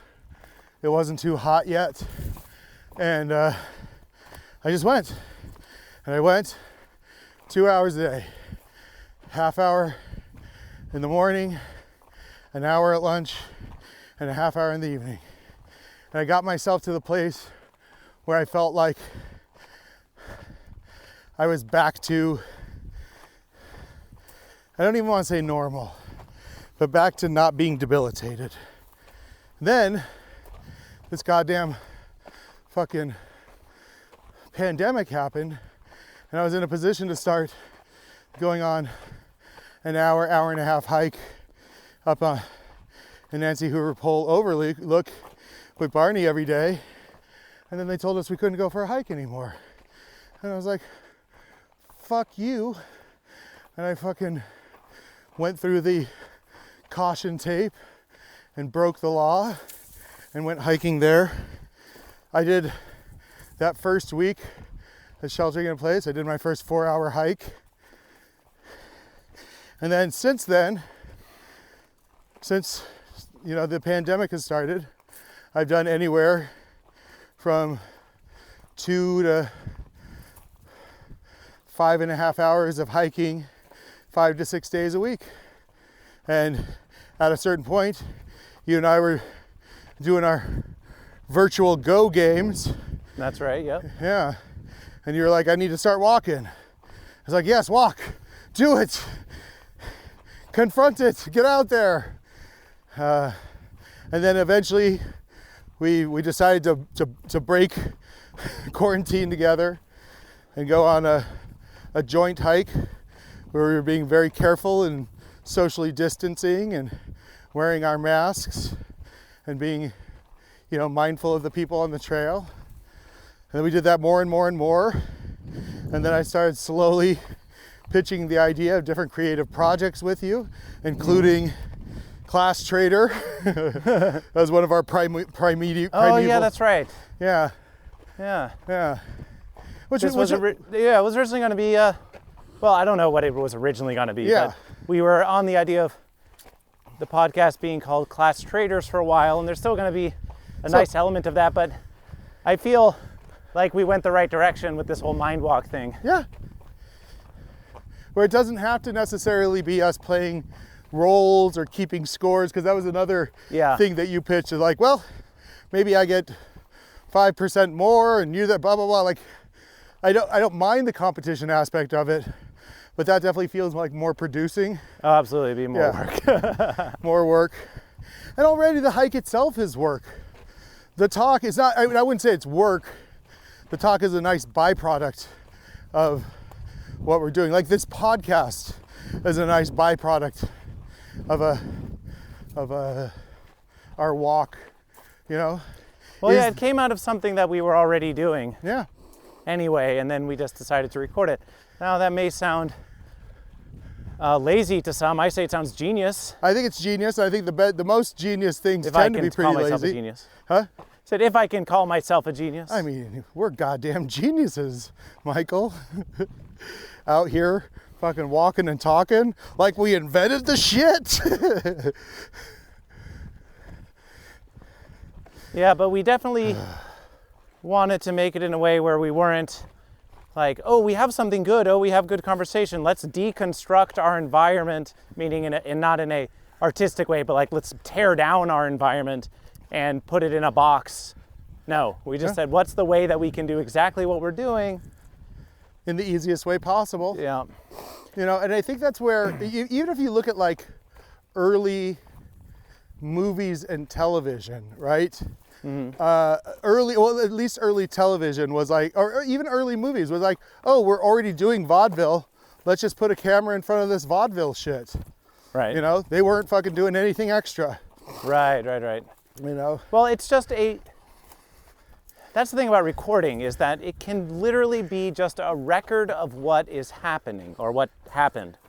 Yeah. Or what as opposed to being a thing that's used to frame up a constructed thing. Now, I guess when you're filming vaudeville, there is that happening as well, but there's two different levels of that. There's filming the vaudeville because you're doing a film production of a show versus the stage act is happening anyway, and you're just there to document that this is a thing that happened in the world, right? Yeah. Now, if you do that, then there's going to be less of a hard line for the stage, in the sense of if you're recording the vaudeville that's happening, like you can pan around and you can get the audience shots and you can get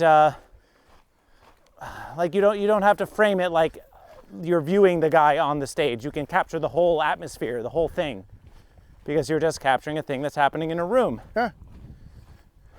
I mean, the Malaise brothers, who were French brothers who were some of the first filmmakers. They filmed movies called Actualités, right? Which they would just go out on the street with their camera, and this was actually what's happening. I love it. Their most famous one is the train coming. Yes. Yes. I'm familiar with the train. It's just a film that of a train, coming not directly at you, but like arriving at a station more or less. And you kind of see the nose of it coming way towards the camera. And from what I understand from having listened to other people who know much more about film than me talk about this on their podcasts, and having seen the short film myself, that it was basically it was like a carnival attraction. It's like, hey, we got this new fangled technology, this camera thing. Like, look, we're gonna put you in this little room and like, we're gonna bring a train to you. And it's like, what are you talking about? How's a train gonna be in that room? Like, you just wait and see through the power of cinema.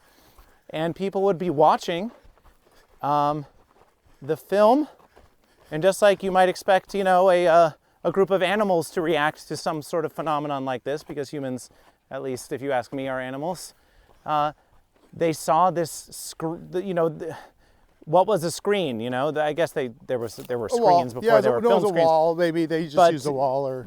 This train was suddenly coming at them, and they'd never seen a film before. So as far as they knew, it's like, well, hold on, is this really a train coming at me?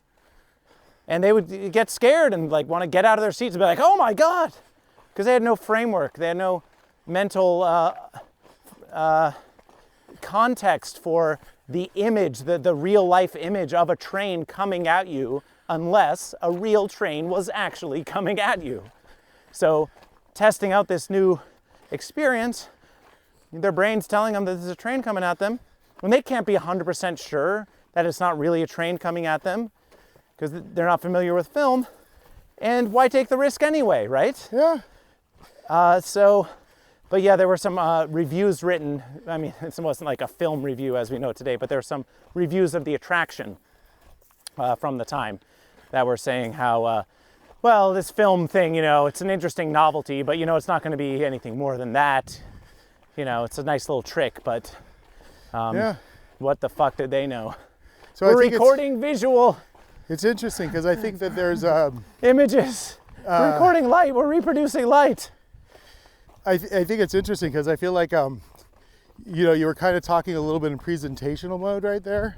Yeah. Right, which I like, but I want to get us down here and go then, like turn it on people and go like, hey, you have the possibility of turning this MindWalk from something novel into a real industry, into a real thing.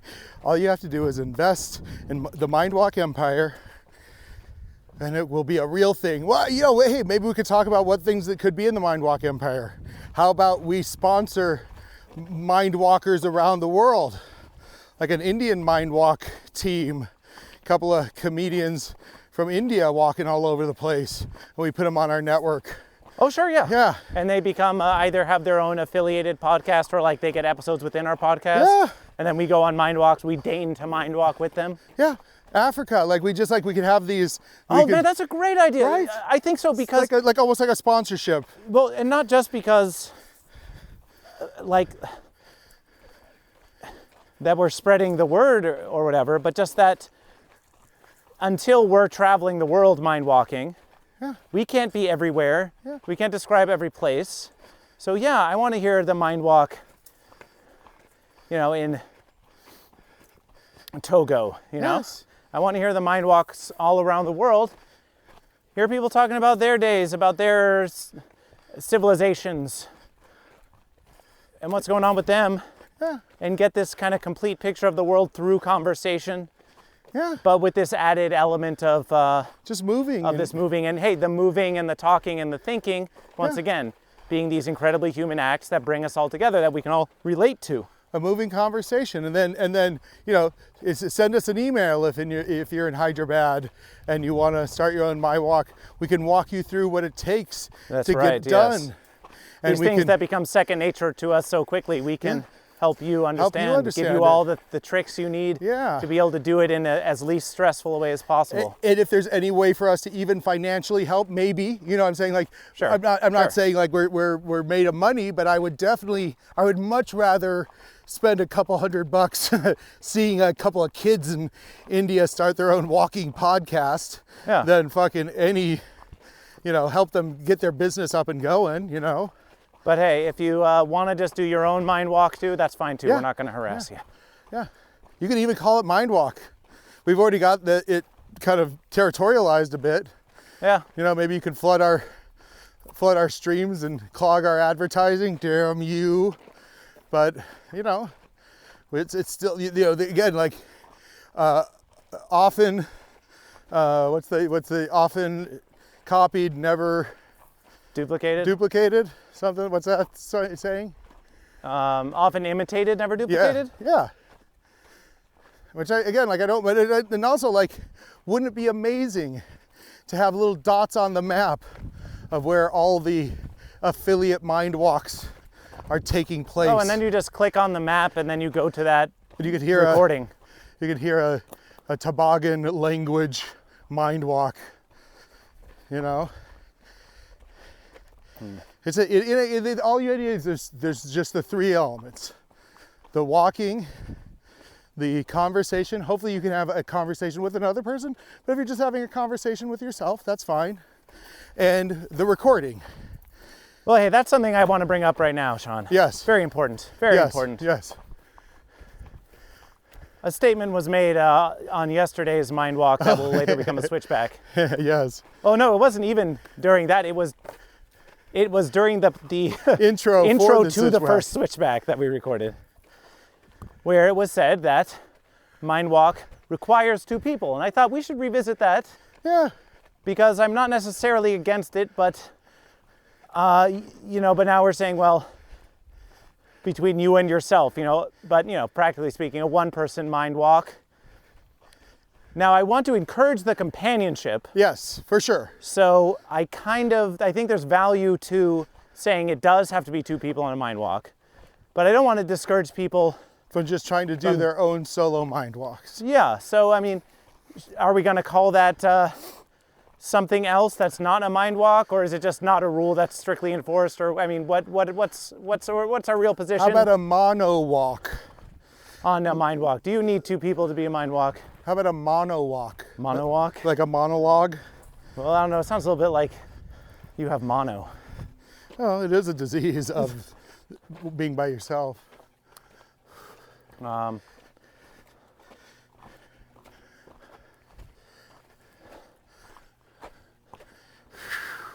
But yeah, wouldn't that be wonderful just to have this MindWalk empire where... yeah, I don't think we have a resolution on that one, folks, by the way. Yeah, I'd say give it a try.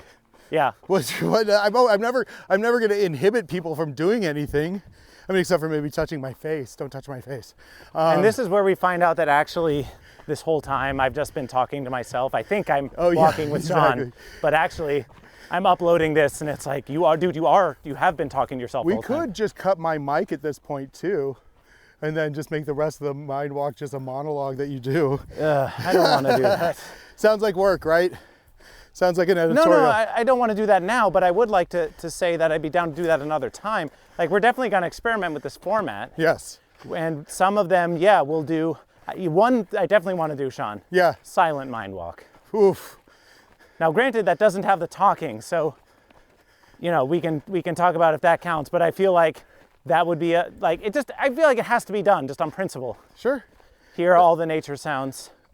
Well, okay, we can say mind walk at the beginning and then that's it. Or something like that. Yeah. We had, what are some of the other kind of like mind walk Well, we had ones variations? where we would start from two opposite ends of a Oh, hike. yeah. And we'd monologue, meet in the middle, have a little conversation, and then continue monologuing, and then just cut it together as if we were having a conversation. Again, like...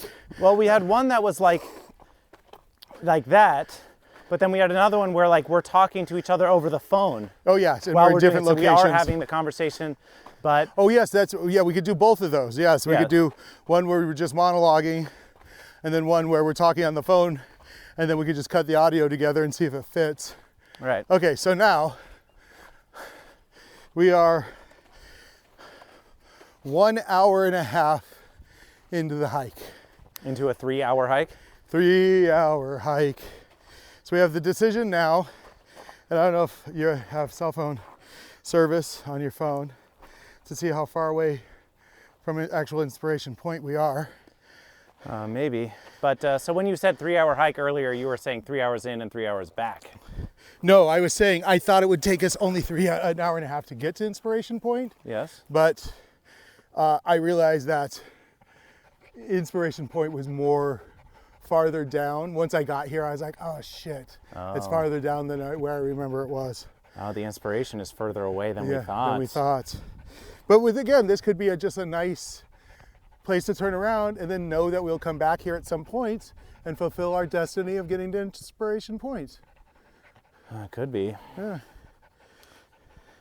Well, I was going to say, if you want to look at your phone, if you're getting cell phone service, we can see exactly how far away we are. I could, but I don't know. I kind of want to make the decision absent that data. I just want to go by pure feeling. Yeah.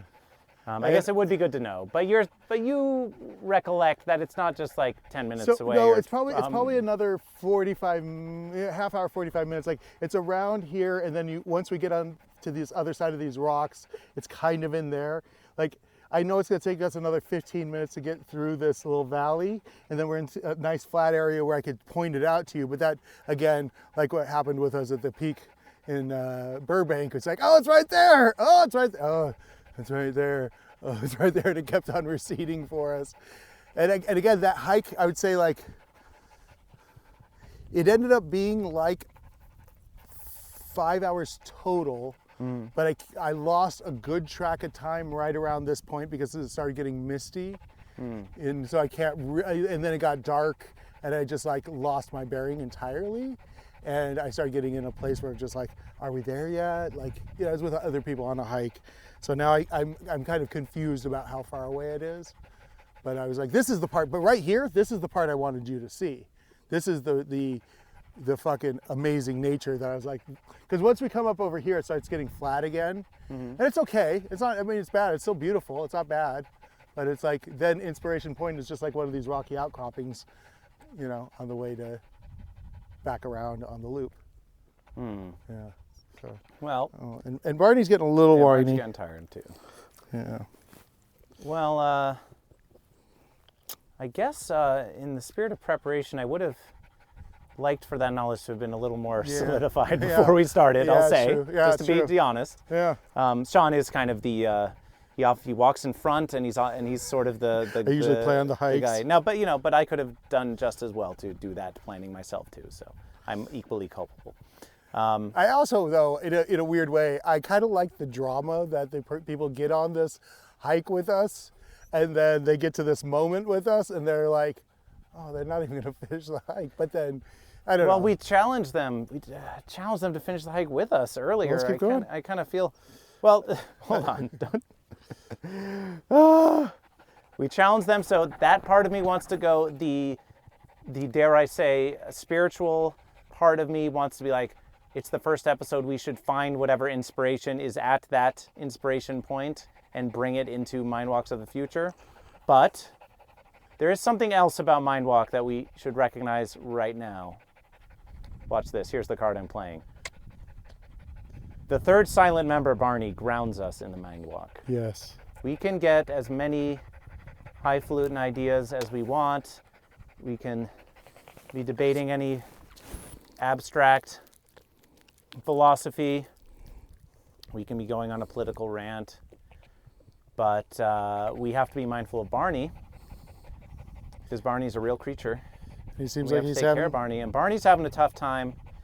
he's had a tough time since the beginning of this. I know once we get him a little bit, go back and get him that water, get him Yeah. in the water and all that. So I think I gotta let Barney ground us in a little bit of the reality, and we'll come back to Inspiration Point. And I think next time we do, we can either start earlier Yeah, I in the think that- I day think where it's a that'll little help. cooler. Yeah.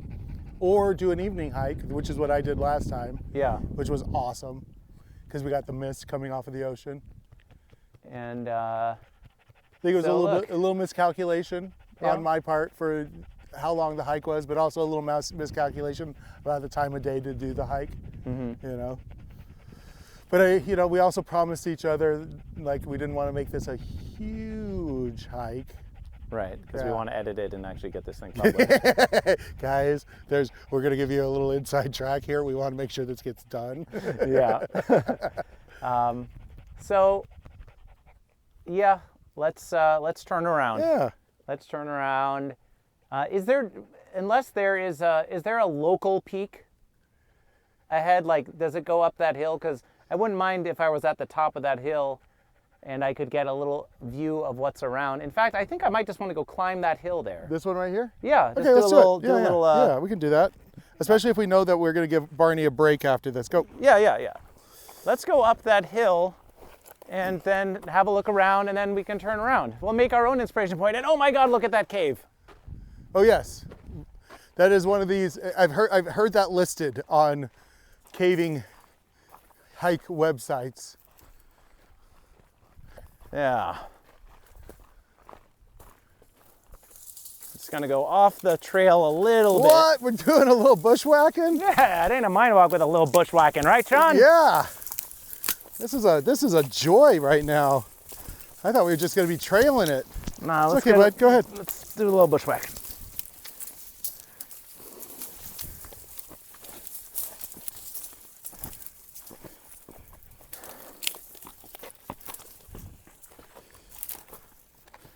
Let's get up here. Whoa.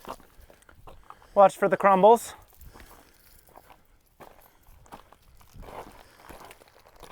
Oh, you hear that? Some real hiking happening.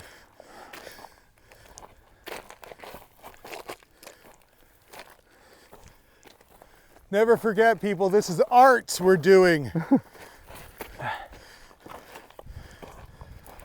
Reminiscent of Matthew Barney and Chris Kelly and Chris Burden.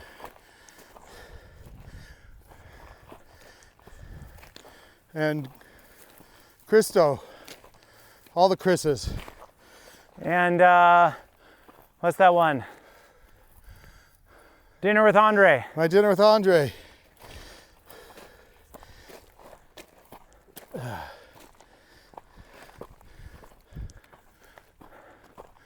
I'm gonna let you go up. Yeah? Yeah, You gonna be a solo? yeah, for a little bit. Okay. Whew. Yeah. I don't know, Sean. Okay. Are you? Do you think you can make it? I can make it. Fuck it. Because otherwise, I'm gonna wait with you because I want to be with you for this. Yeah.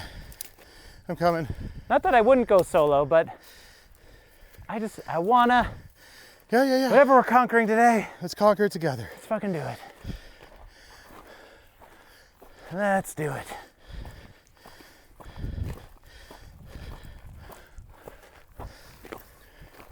Just remember, you're doing this and you're saving 3 hours of walking, so. Yeah, it's true. Whew.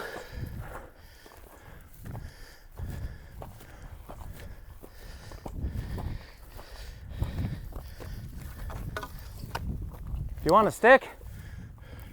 It sounds too hollow. Oh, it's Pretty sturdy. yeah. I'm okay. I like putting my hands way up on my rib so I can feel my breathing.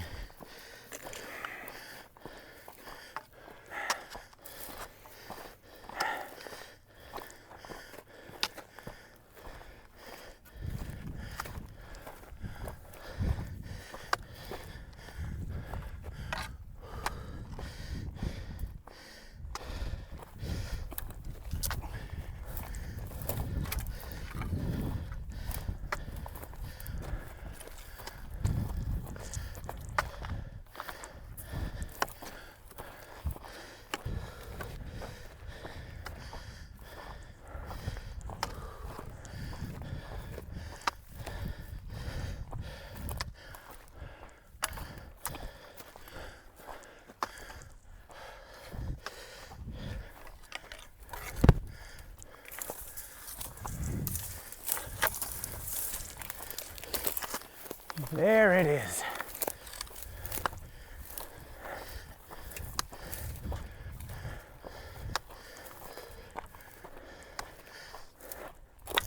And we made it. We made it. Whew. Yes. Is there a peak there?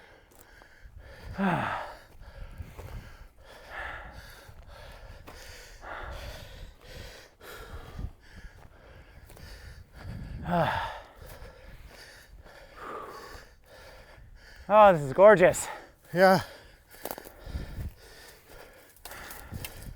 It's God's country. Whatever that means.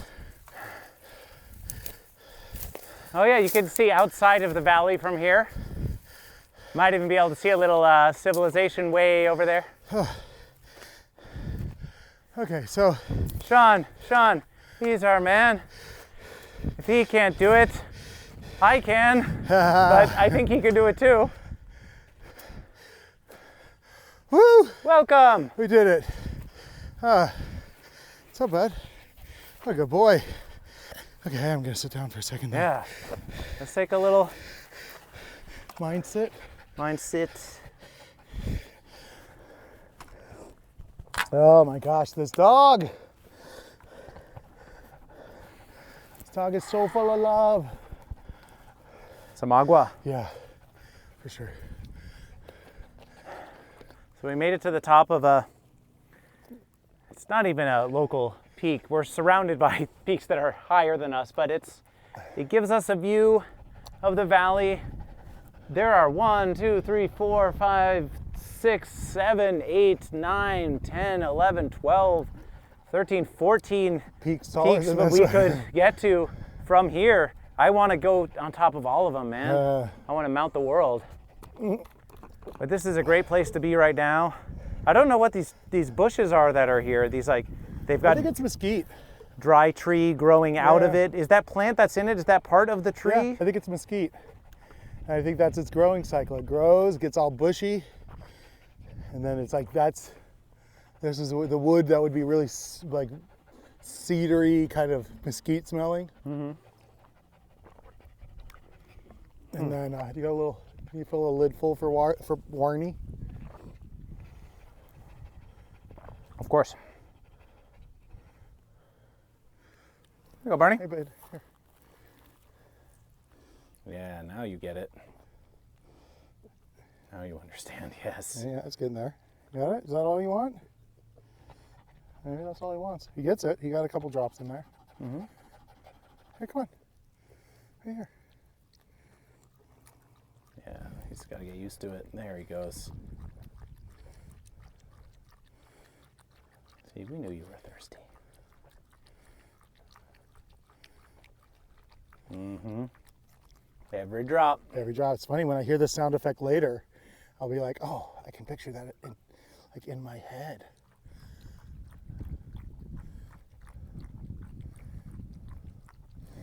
The drops dropping on my knee. It's like it's not wasted. Like no drop is wasted because I'm getting cooled by the overfill. As long as you want to keep drinking, Barney, there's water for you. Yes, because he is our, what's the word? We're grounded by Barney. He's our grounding? He's our grounding. Close to the ground, four-legged creature. Yeah, and he's heating up, and I think it's just extra hot for him on this this basin floor. Yep.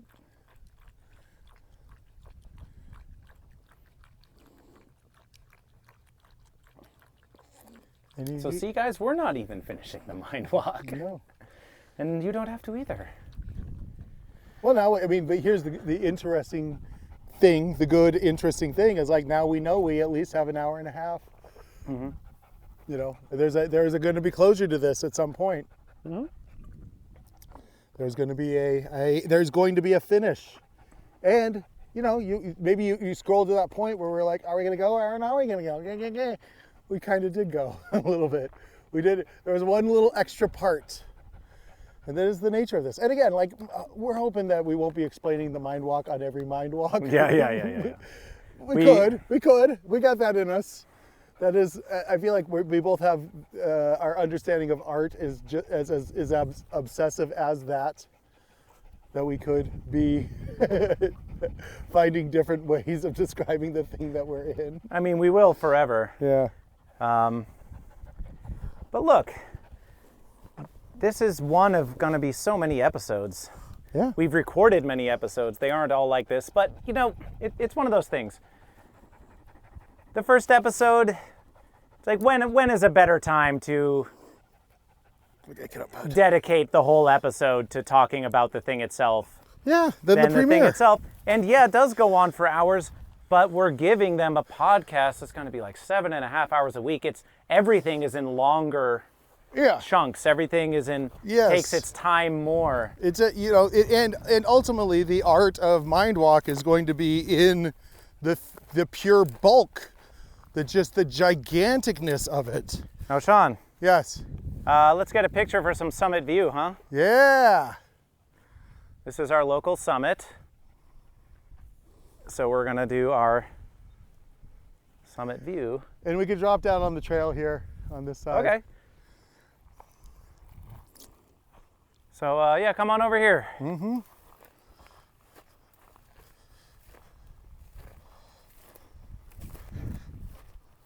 What do you think? Should we get that one in the background, or? Yeah, that's a good one with the cave. Let's see if I can find it on the reverse. Yeah, that's the The one. one. Barney, you want to lift up our Barney? He knows. He's like, we get out the camera, we stand together. He knows a picture's coming. Well, maybe instead of a picture, what if we say MindWalk in a short video? Okay. MindWalk! Barney was trying to lick the moisture from my mouth. Perfect. Perfect. As every MindWalk is, perfect in its own way. Perfect in its simplicity. Perfect in its mindness and walkiness. So those are the water tanks. So we can see exactly how close we got when we get back to the map.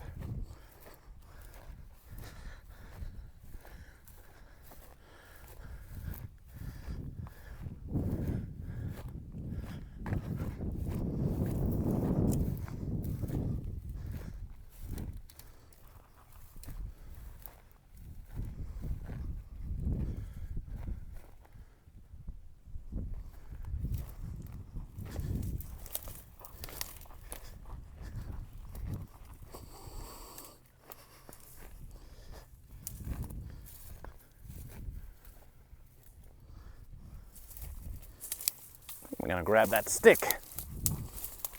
Let's grab the stick.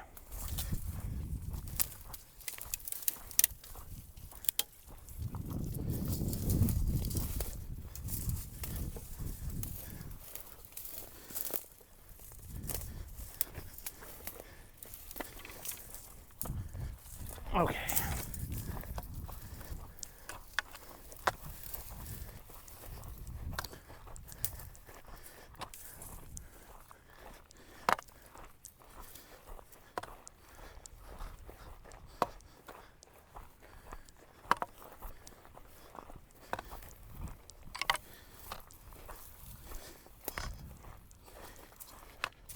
Extra added sound effect. You coming this way? Yeah, I'm coming. Okay, I thought you were gonna go down the other way. No. I just decided to grab my walking stick. Whoa.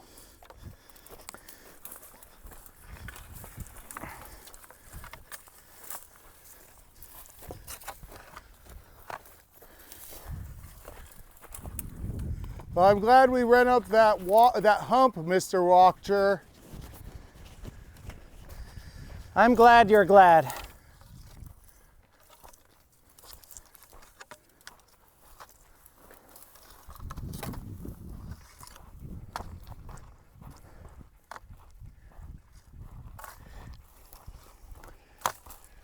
So many burrs in Barney's fur. It gave us everything we needed. It gave him the bushwhacking. Yeah. It gave us just a little bit of heart medicine. Oh yeah. It gave us a view. Yep. It gave us a sense of triumph. It gave us a fucking a non-standard tributary. Like traditionally this hike is just stay on the trail. Yeah. Like all the other hikes that we do are like, we'll go wherever we want. Yeah. But this one is definitely, this is America's trail. Stay on America's land and you won't get in trouble. Well, we went out America's land. It also gave us a way to quit and not quit at the same time. Yeah, my favorite. It's like, okay, we're not going to do the whole thing. We're not going to go to what they officially call inspiration point. We're going to create our own inspiration point. Exactly. And today's inspiration was doing a short video of us saying MindWalk instead of a static picture, I guess. Well, and I'd also say the inspiration is this is part of the art anyways, which is like, you know, we're building on certain obligations and ideas, but really the art is like we get to start it and stop it whenever we want. That's right. This is the framing is the podcast and you are in it, but we get to decide what goes in frame. And we decide that we only want about 3 hours of material in frame today, you know? And we gotta take after the Barney. And we got to take ultimately we have we have mammal needs that we need to be aware of. Mm-hmm. Yeah, he was right out of the gate. He was already just like panting and asking to be picked up. And, you know, he really is a trooper. He really is like not a whiner. And I think he really enjoys being out on these hikes with us. Well, he's still scampering around. Yeah. I think he just was like, oh, this is physically hard for me because I'm covered in fur and I cannot sweat. And I can't carry my own water bottle.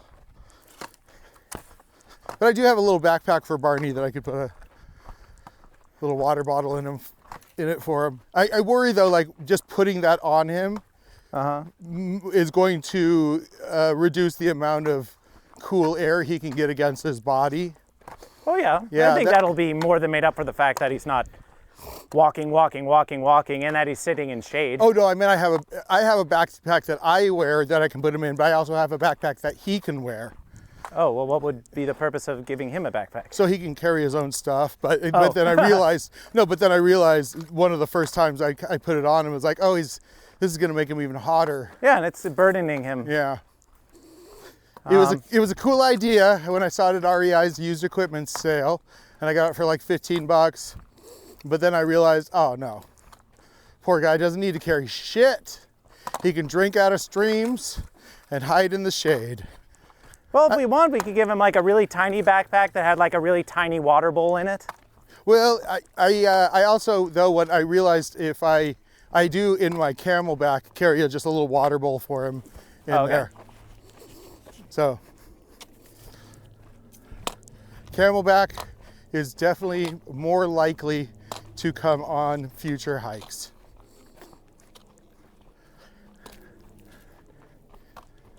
To be more responsible.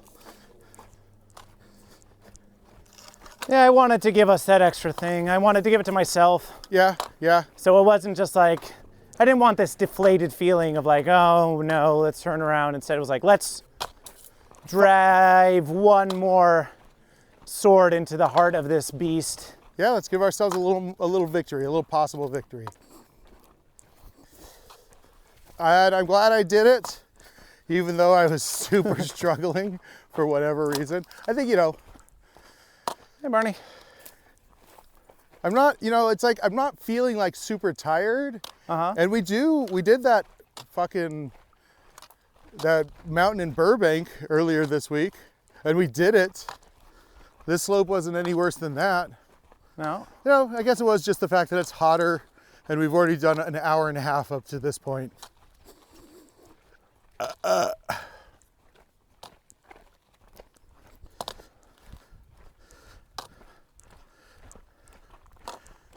Oh, and we got to do just a little loop. Just a tiny little loop. Because I think, did we get back into where we were yet? Yeah, we came off the trail right there, right? Somewhere around here? I think we Passed it already? may have long passed it. Yeah. Or not long, but But we just, Little but we past it. actually got to do a tiny little loop.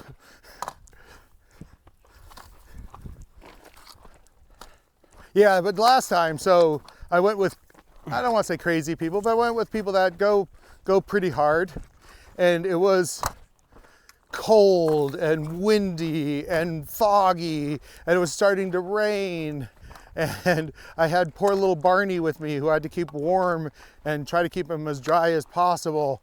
And it's only when you go to the very top of that peak that's the tallest mountain. And it was just like, it was like a different climb, like a different climate.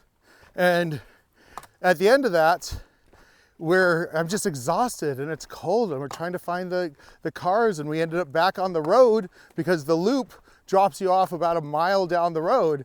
And I was like, which way are we going? I can't tell if we're going the right way or not because our phones weren't working. So we were basically, my friend Margot and I were just wandering down the middle of the road going, are we going the right way? And then finally we heard them yell for us, and I was like, oh, I guess we are going the right way. And then they had eaten some mushrooms, so they just wanted to lay in the middle of the road and feel the heat of the road cooling down. And it made me a little anxious, but it was fun.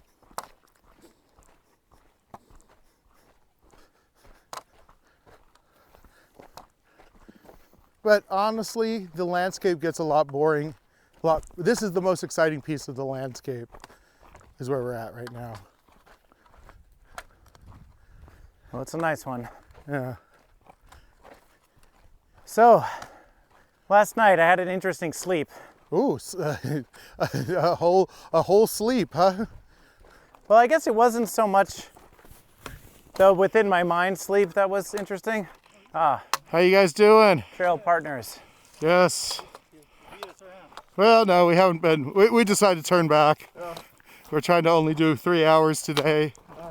Yeah.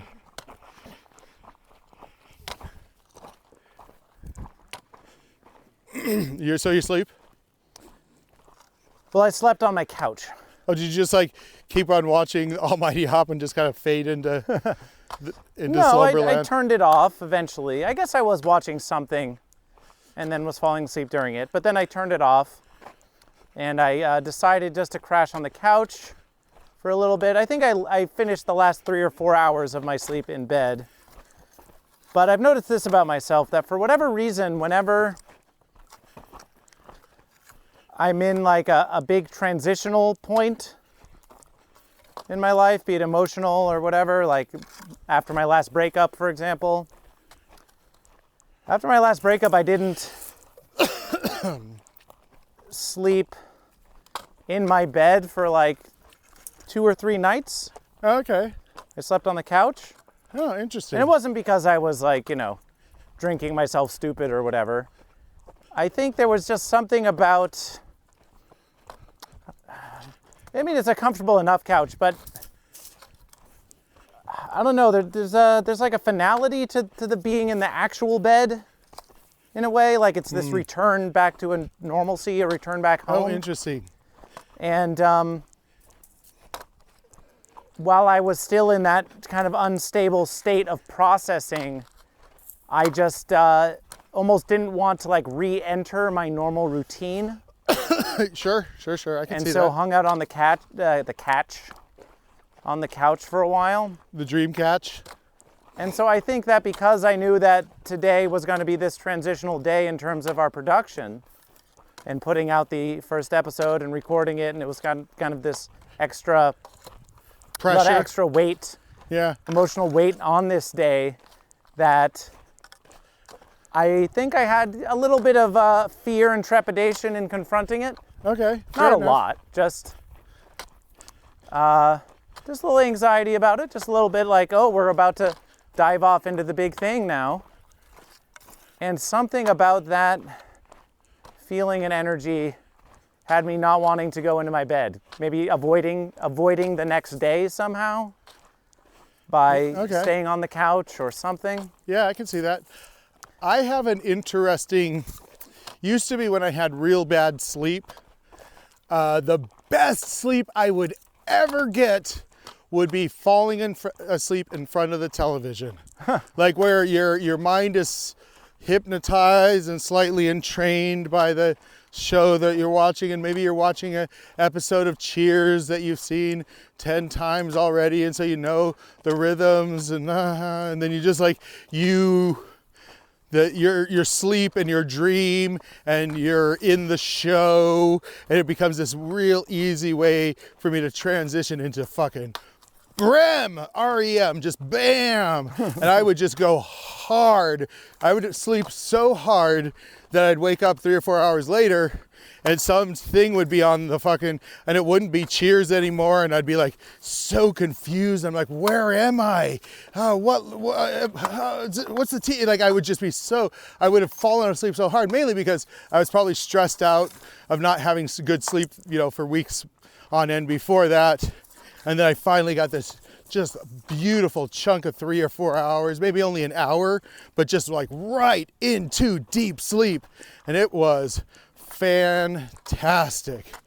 It was the best sleep I'd get, but I couldn't really like manufacture it. Mm-hmm. I'd only have to be able to just like once in a while slip into it, Now I can manufacture good sleep every single night. Well, you've got quite a routine. Yeah, and I try to stick to it. I could use much more of a sleep routine than I have. I've gotten better, but and it works. I say now, after having slept on my couch last night anyway. Yeah, it fucking works. And I feel like there's two more things I've even added into the routine that are just kind of extra little beautiful pieces. So I mean, not every night, but I'd still say 6 nights out of the week, I still jerk off before I go to sleep, which I think when you talk about the anxiety thing as a level of self-soothing, if I hadn't gotten laid that day, fucking just getting that all the fucking turmoil that's in my balls, just get it out. Just whatever I'm carrying around that day, just fucking get rid of it. So there's definitely a lot of research around falling asleep after sex. You come. Yeah. And so, I mean, yes, it'd be much better if I had a partner to assist with the extrusion of the DNA material. Because again, I don't know, I'm sure we carry some of our stress and weirdness in the fucking chemicals that are swimming around with our, with our jizz, And it's just it's relaxing, it's like, it's a relief. Well, it's like breathing. Yeah, or taking a pee. It's a natural bodily function that,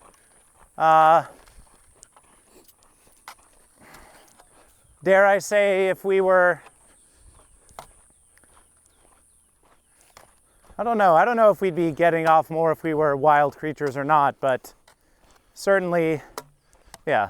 Yeah, well, I mean, it I totally think comes from us. Our body is equipped to do it. Yeah. And good, clean, natural fun. Good, clean, natural fun. I also think that if we were in an environment where, there were just more available females around us all the time, we probably wouldn't be feeling the stress of, I'm just saying, in a tribal community, we probably wouldn't be feeling the stress of capitalism to make us feel all weird about our sexuality. Oh, yeah, for sure. So, and the barriers that are around that. Yes, there are many. Yeah, then maybe once a week we'd be like, oh, I've got a hard on. And maybe some female would be like, put that away. And then she'd be like, okay, I'll help you with it. Okay. I don't know how that works. But there's definitely a hormonal change in your body, even when you're doing it by yourself. Get rid of the cortisol. But the other curly little extra Baroque thing is my new speaker. I found a Bluetooth speaker out on the trail a month ago now, and it was buried in the dirt, and I excised it. It's UE Ultimate Ears, and it's like a flat one. So my old Bluetooth speaker would make this kind of ba-dum-bump noise when it turned off. This one has the gentlest, sweetest noise when it shuts down, but I can barely hear it. So the thing that I will put on is a quasi-scientific nonfiction book on Libby. Now, yes, admittedly, I had to stop listening to the White Fragility book because it was giving me interesting dreams. But I'm reading one called Smarter, Faster, Better, about, kind of like how you can optimize your behaviors. Not that I'm going to do any of that shit, but, having him read statistics and studies and how it applies. And then, I feel like that book came out like 5 or 10 years ago. Yeah, something like that. Charles Duhigg. And, I set my Libby account for a half hour, shut off. And he just will talk and talk and talk. And then I'll eventually drift off into sleep. And it is fantastic. And maybe it's reminding me of the books I used to encourage my mother to read me when I was a child. Because I'm sure I was having her read me the encyclopedia. Because I was a fucking nerd. So I had a book on tape that I really dove into. Listen to just side A, side B, side A, side B, side C, side D. For months I was listening to this tape, and do you know what it was? Stephen Hawking's A Brief History of Time. Oh, there it is, of course, you fucking nerd. So I was, a young teenager or in middle school, and I just couldn't get enough of this book on tape. Yeah. I just love hearing about the quarks, up, down, strange, bottom and top. I loved hearing about the particle. I loved hearing about Planck's uncertainty principle. There was even a bit about God there at the end, I think. I believe Stephen Hawking later regretted that he put in that book, but I don't think it was so bad. Oh man, it was just a beautiful introduction to science, which is what, of course, it was supposed to be. Yeah. Because it wasn't by any means insulting your intelligence, but it was done in a way to make it accessible.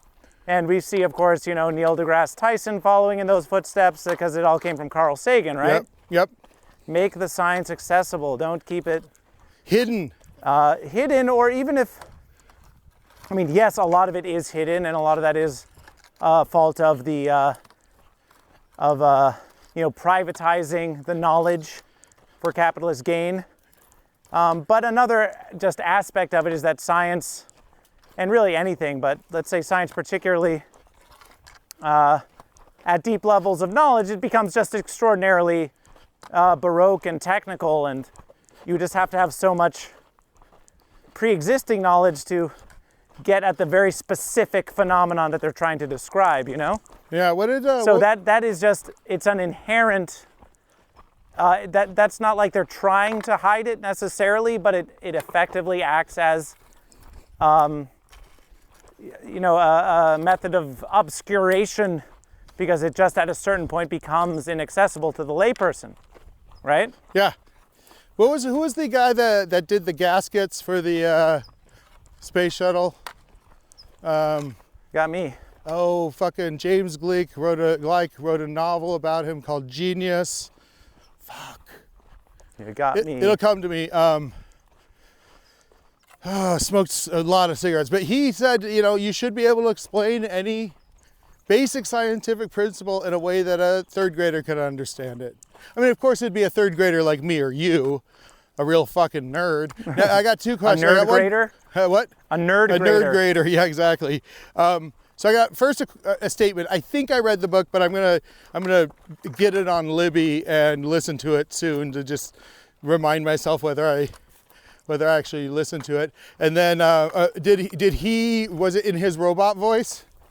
No, it was being read by someone else. What did they have a British accent? Yes. Yes. Of course, it always sounds smarter with a British accent. Well, no, but because Hawking is British. No, I know. Yeah, so there was going to be a British, because I've noticed that's one of the things that these publishing companies will do, is sometimes they'll have an American version, but most of the time, if it's a British author, they will get an actor to do a British accent on the audiobook. Well, hey, I decided when I was living in Japan, for reasons, I think it came from my wanting to understand the opposition, I decided to listen to George W.'s presidential memoirs.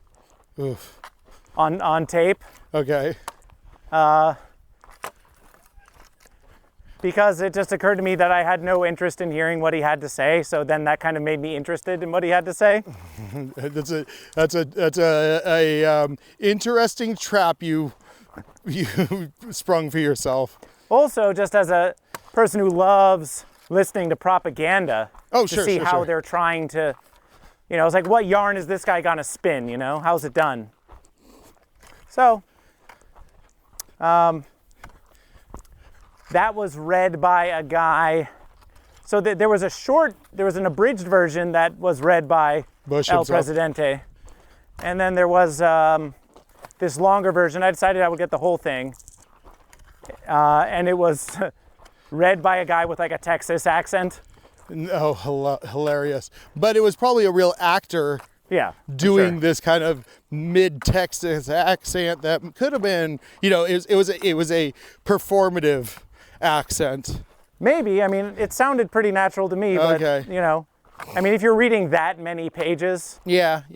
Well, but what because I'm such an audiobook aficionado, I'd say it's one of my favorite art forms. One of the things I keep on thinking about my book is like, oh, I can't wait to read my own book.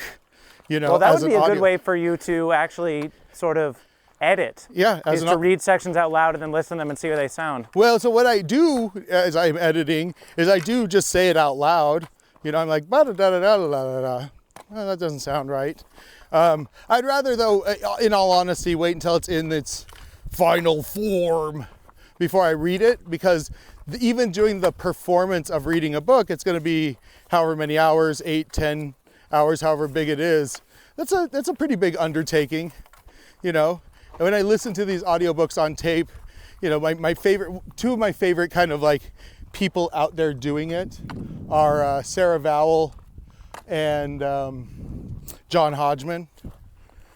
So you're telling me that the guy who wants to do a podcast of 5 hours of talking is interested in reading his own book on tape? Right. You don't say. And I don't necessarily like the sound of my own voice. I definitely like talking. Oh, you like hearing yourself talk. I like hearing myself talk. I don't know if I like hearing recording of my voice. It's okay. I don't mind it. I mean, you have like no sense of bother when we're doing the editing and listening to it. Is that just because our content is so good it overrides it? There's part of that, but also like I am, because as trying to evolve myself as a performer. Yeah. There's two modalities, which is there's no point in me being like oh, I don't like the sound of my voice. I don't like the way my face looks. It doesn't get you anywhere in the moment of the thing that's already been done. You know, I think it's just the first step, because I had that, man, I took like an acting class or something when I was very young, maybe in some part of summer camp. I mean, I've taken a lot of acting classes when I was young over the years, and improv and sketch and all that jazz, but I have a very, very vivid memory. We actually went to a theater, and over the course of a day or maybe 3, we rehearsed a show about dragons, okay? Mm-hmm. Where we were all playing different dragons in this play. And yeah, I could have been as young as 6, maybe 8. And they had us make these dragon masks out of paper plates or something, like painted masks. Uh-huh. And at one point during a rehearsal, the director lady, she was looking at me and said, okay, so you're one of the dragons. I'm like, yeah. And then she says, oh, actually, let me see your dragon face. Like, give me like a snarly, angry dragon face without the paper plate.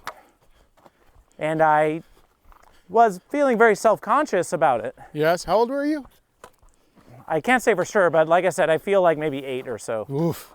Yep. So let's do the dragon face. And I was very hesitant. I was like, I'm not going to do it. I was like, I'm going to look stupid. But then, once I committed to doing it, I just like screwed my face up into the most just like gnarly looking like dragon face I could. Guys, it's weird? I just turned back and he actually had a fucking dragon face. He's a pretty good actor. He's a pretty good actor. I mean, like the skin turned all scaly and red, and it was like it had like one of those like his beard just turned into like one of those like bearded dragon like scale flaps. Fucking amazing. His tongue was all forked. Yeah, it's that easy, guys. If you're me. But I mean, it's training. It's training. It's understanding your tool and using it as a weapon. And so she said, those faces real are... quick though, I think that is a great quote. Understanding your tool, but using it as a weapon. Understanding your tool, but using it as a weapon. Sean's penis. No, but I would say like people as actors talk about my tool. I have to make sure that I take care of my tool, right? Meaning their body and soul. Right. But then, people will say, well, a gun's just a fucking tool. A gun's just a goddamn tool. So I'm saying like, well, if you use your tool as a weapon, getting it into people's minds and fucking with their heads. I could use this walking stick as a weapon and just take you out right here. Yeah, exactly. Right for me interrupting your story with my dumb quote. So you do. And I'd publish it too. That would be my artistic way of calling out myself. Leaving the breadcrumbs for the police. And then trying to secretly fucking record yourself in all the various places where you're trying to defend yourself. All right, guys. I guess the MindWalk's gonna be solo now. Come on, Barney. Let's go. Oh, so you screwed your face. You screwed your face into the dragon. Yeah, and she said, "Oh, that's great. Yeah, we don't need these paper plates." Yeah, kind of a little bit of a passive-aggressive insult. Well, it was weird in that way. Yeah, but I would also say maybe in a weird way she was using the plates as a way to get people behind the idea of playing dragons, and then took you to the next step of being like, well, can you do this? You know what I mean? Like it was a transitional thing. Well, who knows? Maybe if I got really shy and ran away and just refused to do it, she'd be like, okay, use the paper plate. Yeah. Yeah. So I don't know what part of it was the plan or not, but either way, moment stuck out for me, man, because it was a leap of faith in that moment, making that dragon face for me, because I was afraid. But the reaction being like, oh yeah, that's great. Like it was just that simple. Any fears that I had about how it would be perceived or if it would look, isn't that guy doing something silly, was just like, no, that's good. Okay, let's keep it going. No plates, no mask. You are the mask. Yeah, and I think... and now I definitely use my face a lot in my performing, as you know. I'll walk around with my face slightly contorted in a particular way, and I'll leave that on for hours just to, one, set my mind into a different space. So as long as I'm doing this behavior with my face, I know I'm in a character. And as long as I'm doing that behavior with my face, as far as anyone can tell, I'm not breaking character. Because even if my mind is being a Michael, my face is still being the character. So it gives me like a little shield. Yeah. It's like wearing a mask. Yeah. I've got a lot of trauma around performing, as you could probably imagine, because I have a lot of trauma in general. But the other thing about like having, let's say, a low self-esteem or being critical of something about a thing that I'm doing. Wait, hold on one sec. Hello. Yeah. Mind Walk. Yeah. It's even better around the corner here. Last time we did it, somebody down here was just yelling back at us. The same thing we were yelling. It was hilarious. But I have some trauma around it. Oh, but I try not to be insecure if the thing I'm doing, if somebody else isn't telling me to do it different. It's like, yeah, people are fine with this. I will admit, like, the other day we had a discussion about some vocal quality that was going on with me. Yes. One of the things I'm kind of maybe slowly trying to do is slightly drop my voice in an octave, just a little bit, right? Because I do, when I listen to myself played back, I feel like I have a dumb, whiny voice. Like the pitch seems a little bit too high, and it's crazy because I'm a smart person, but when I hear my voice played back to me, I have like the dumb guy octave, And I suppose it's one of these things that I've done in the past to, lower people's expectations of me. Yeah, Sean, I want to keep hearing what you're saying, but I want to admire that triangle rock as you're telling the story. Isn't that fucking great? There's a rock just bouncing on a rock like a shark fin. Or it looks like a face, like it looks like a Hindu, like you could see the ear on this side and he's wearing some kind of temple hat head. Yeah. And there's he's got a neck in his shoulders. I like that you can see a little bit of blue sky space. Right in the back of it there? Yeah, just between us, it's resting up. And actually, the thing it's resting up kind of looks like a face, too. Yeah. It's like two people screaming into the valley to hear their fucking echo, like as if they're on a podcast called MindWalk. It's a nice call and response. Yeah. If we're walking and we want to keep each other in earshot, mind, walk, mind, Marco, Polo, walk, Wolo. Wolo. I wonder if there's a way of saying Rolo. the word mind that sounds like walk. Wow. Right? Because there's that, I don't know if you saw this thing that it's like, if you look at the one word, it sounds like one word. If you look at the other word, it sounds like, I think one's peppercorn and sweetgrass, or I don't know what it is. Time check. Has it been another hour? It's been an hour and a half. Oh, shit. I don't know what it's been with the timer lately. It's been rattling around in my backpack, So and then we for whatever reason, it just stopped at 26 minutes to left. So we should just stop. Yeah. We should stop. Okay, great. Cut. MindWalk. I'm gonna sing a song. Okay. Do it to it. Is that our break? Is going to be your song? Yeah, I'll sing you a song. Okay. I'm going to sit here. Barney's going to come and I think join I'm just me. gonna sing a verse of the song. Oh, come here. Just a verse of a song, all right? Da da da da da da da da da da da da da da. Once I could eat of that bread. Oh, a bread of the very best wheat.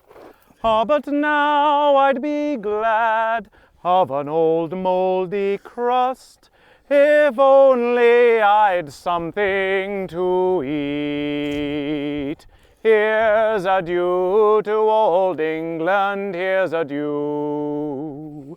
Oh, your heart, it is turning to stone. If the world had been banished before I'd been born, my troubles I'd never have known. Brava, brava. Ready, Barn? Oh, okay, by the way, I want to remind everybody, even though it's been an hour and a half, take a drink of water, breathe, take a look around, enjoy your world, be in love with life. Yeah, so I think that's a good reminder. Yeah, and also follow MindWalk Pod on all social media. Yeah. Subscribe to MindWalk Podcast. You've come this far, guys. This is just the first episode, and you've already come this far. Heck, maybe you've played this podcast at 1.5 times speed. Or something. Here's what I'm going to say. If you play it at a 1.25 or 1.5 times speed, you got to go that fast down the trail. Yeah. It's just fair. It's just fair. But here's the good part about that. If you play it at half speed or 3/4 speed, fucking chill, bro. Fucking go as slow as you want.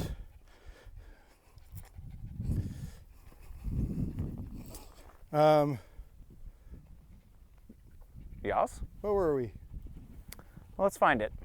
You were talking about your trauma around acting. Oh yeah. So the other thing I'd say is like I'm trying to change my voice, maybe to get it a little bit deeper, right? Yeah. I think it'll just be more interesting if I can get it in a natural deep space. But I think one of the byproducts of that is going to be a little phlegminess and a little, right? Because as I'm breaking new vocal ground, my voice is going to sound a little raw. But so when I listen to myself on the recording, I was like, oh, I want to change that a little bit.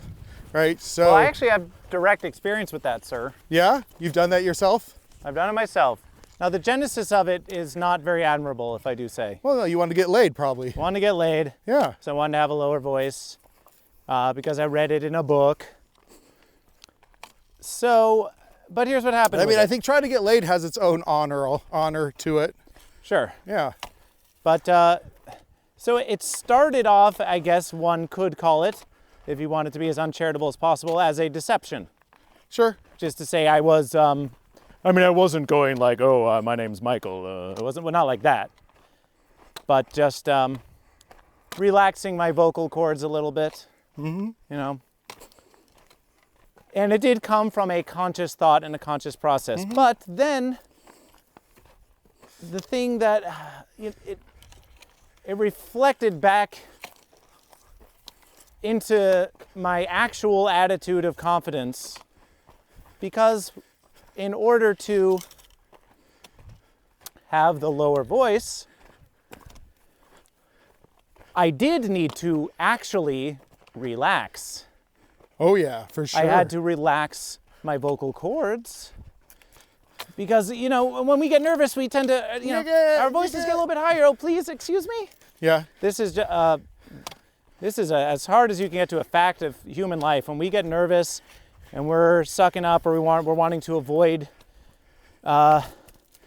confrontation or we're just nervous, the voice goes up. The pitch goes up. And again, there is a relation between like testosterone levels and pitch levels in people's voice. I would also say chill ass motherfuckers have fucking low pitched voices. Right, so this is known. But without putting on a lower voice than I have in a natural state, it was more trying to figure out, well, what nervousness and anxiety am I carrying around with me all the time that, you know, what if I have an attitude that I'm imposing on people all the time? Oh, you mean this anxious kind of core? Yeah, and so my voice is just a little higher as a result, because more often than not, I'm not relaxed. I'm anxious around people. Yeah, right?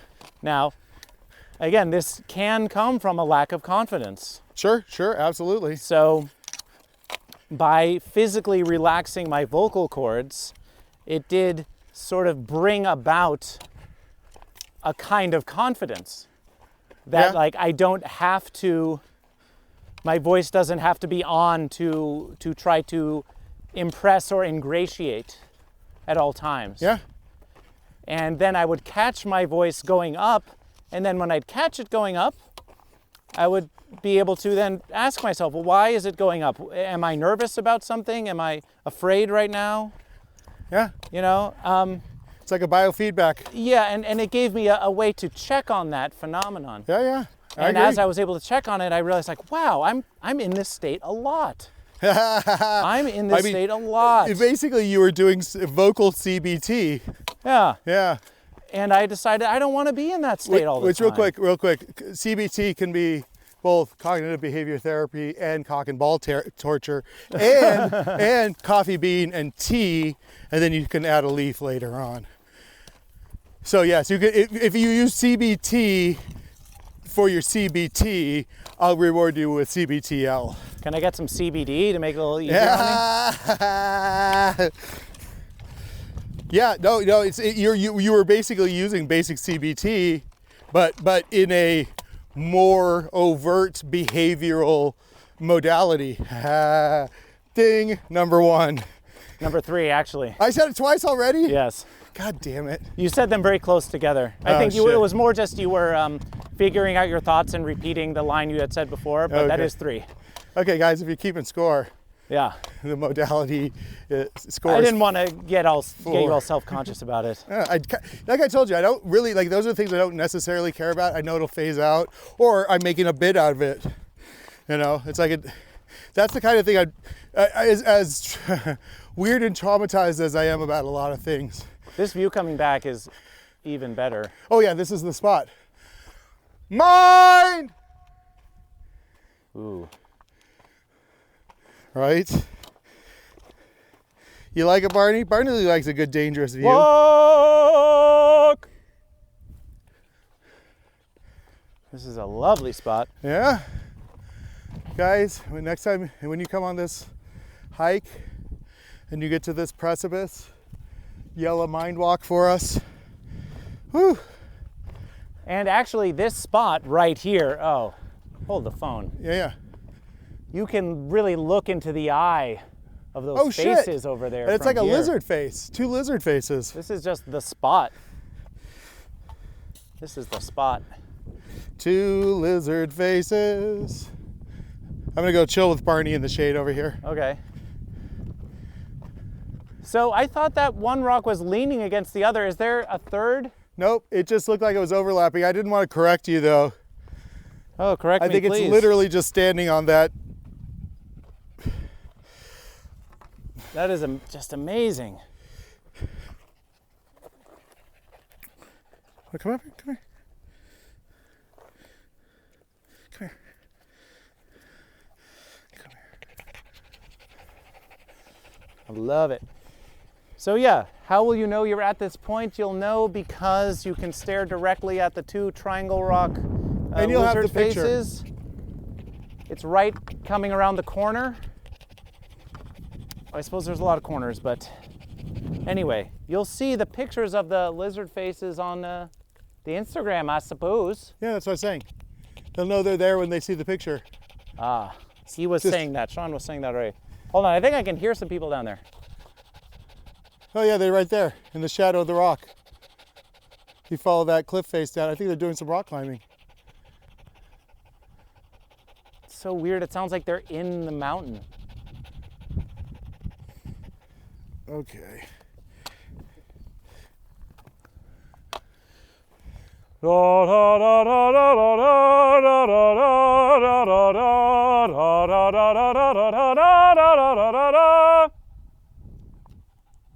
In the Hall of the Mountain King. Is that song? Is that what it's That's called? that song. So that's where we almost fell off the cliff face. There's an easier hike way over here. Oh, there they are. Yeah, just under the, like I said, I think they're or rock climbing. I think they're climbing that face. Climbing up the cliff face. Yeah. Which, no thank you. I am not into that. Walking is hard enough for me. So I think that since the lower voice days, Yeah. yeah, confidence lessons learned. Sure. Although also, Also, I would say you have a little bit of a high-pitched reedy voice, but it feels like your natural voice. Like reedy, like the sound of reeds? Like the sound of a reed instrument. Like there's a reediness to it. So I have a high-pitched voice after all that? Well, I would say like I can tell that your pitch was like much higher, you know, but I still think you're like, what's your vocal range? I don't know. I don't remember. I think I sang bass. Oh, I thought you would be a soprano. I have a good falsetto. Yeah. But I don't know. Listeners, tell us, what was that rendition that he just did? What octave was it in? So there's a part of me that wants to manicure these things, and I've been on my acting class, and we're doing it through Zoom, so I can watch myself the whole time. And up until, I don't know, maybe 4 or 5 years ago, I hated watching myself. Just seeing myself on screen and just how like derpy I was. And like now I'm like, oh, I see what other people might like about me. I never really hated myself. I was just like, meh, you know, not that interested in myself, I guess. And I'm like, more like, oh, yeah, you got something going on there, bro. You got that little funny dimple. You know, you got a little bit of a weird face, but I'm just like, I do really enjoy watching myself now. It's weird. It really is a not easy mode for me to be in. But Performing? well, just watching myself on screen. Watching yourself. Yeah. I like performing. I don't. Well, now we all have to watch ourselves on Zoom and watching ourselves perform, right? Yeah.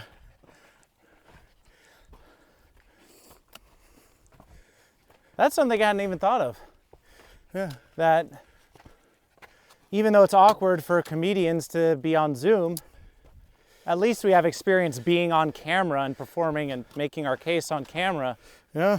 Whereas people who are now getting to Zoom meetings, they're having to hear their own audio and see their own face performing. Oh, yeah.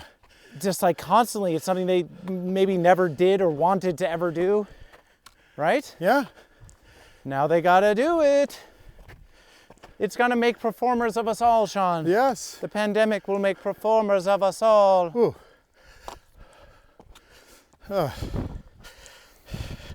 It will make tech wizards of us all.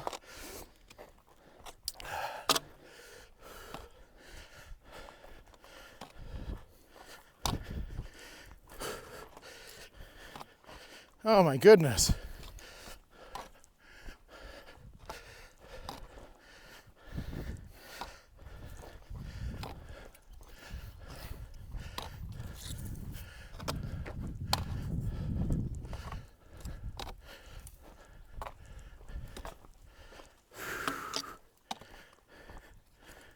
I had a girlfriend, Sean.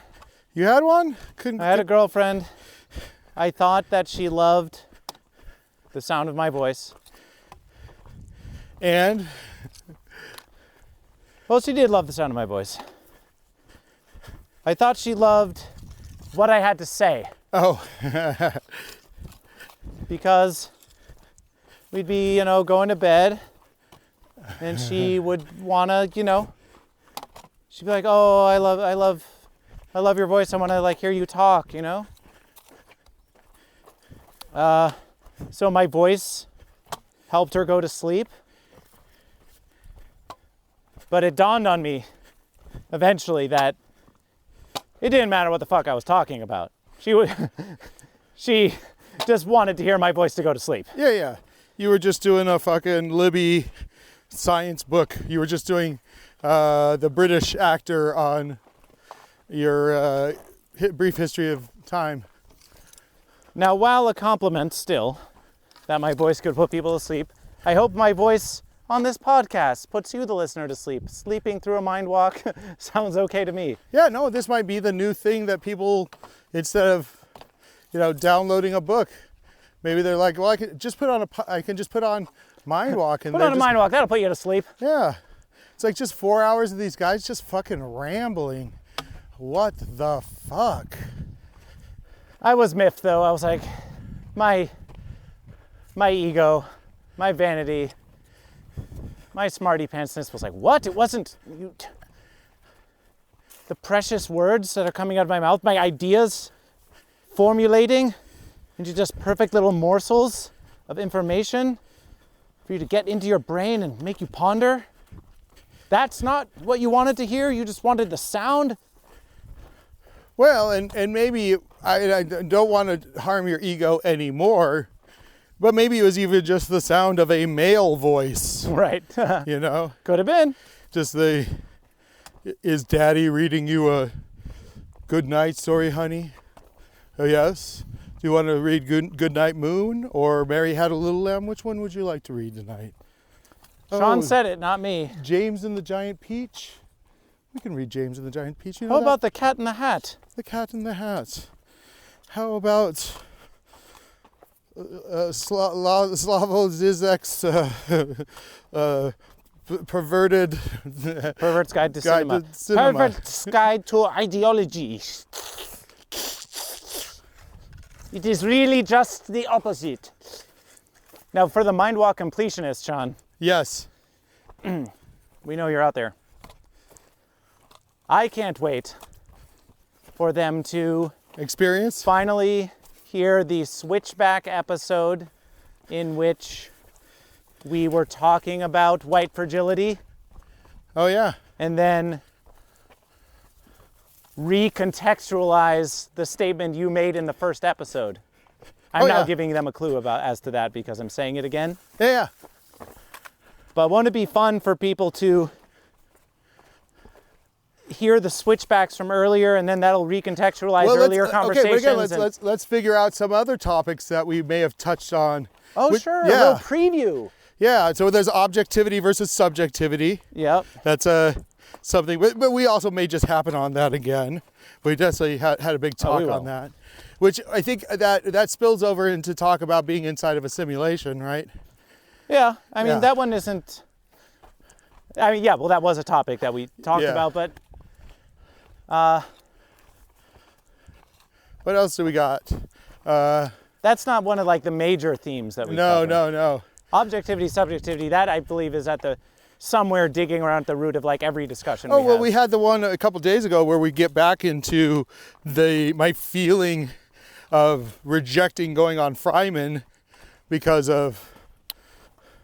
That's where I learned about my heart or my kidney issue. Right, yes, the Yeah. Fryman debates, the great Fryman debates. There's a snake. We encountered a snake. There's the snake, yes. Let's see. Hello. There's the... we have a guest.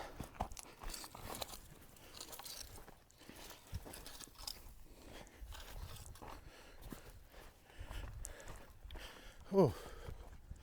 There's you getting your COVID results. Oh, yes, COVID results. There's horses. So many horses. There's occasionally I bring up a video game to talk about. Yes. We talked about volcanic eruptions and Frankenstein. Yes. We talked about... Well, we got spiders. We have a big spiders. spider. We have farming in that one too. Spiders and farming. And, well, I mean, of course, here's the crazy thing. They haven't even happened on, in this episode, one of the gigantic themes that happens at Sepulveda Dam every time we're there. The most preeminent object in all of our mind walks. The shopping cart. You heard it, folks. Did you hear it? Do you have to go back and listen again? No, we won't repeat it. We won't repeat it. It's I mean, there. but there's also a snippet of the capitalist dystopian nightmare, probably where the opening scene of the musical would take place once we get funding to make our Oh, yeah. musical. Golf. We talk about golf. We do talk a lot about golf. The relationship between golf and hiking is stronger than you may think. Oh yeah, we talk Or the about disrelationship, or whatever you want to Yeah. call it. They have a... an inverse kind of relationship. Yep. We talk about Conan O'Brien. Yeah. Clowning. Huh? Clowning. Clowning. Talk about drugs. Drugs. Oh, so many drugs. We might even do some drugs.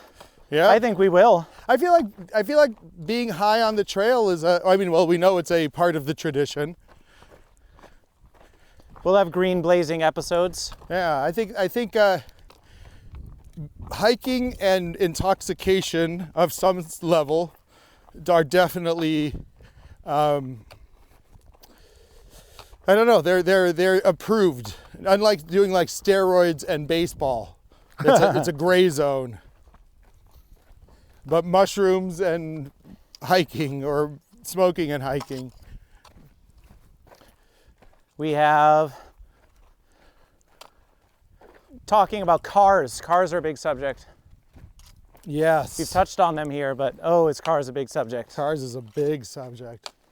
We talk about socio-political issues. We talk about race. Yeah. We talk about gender. Yeah. We talk about Economics. Yeah. Yeah. We talk about, we're pretty deep. We're real deep, guys. We're fucking so goddamn deep and wide. We have all kinds of interests. But we're mostly nerds. Mostly.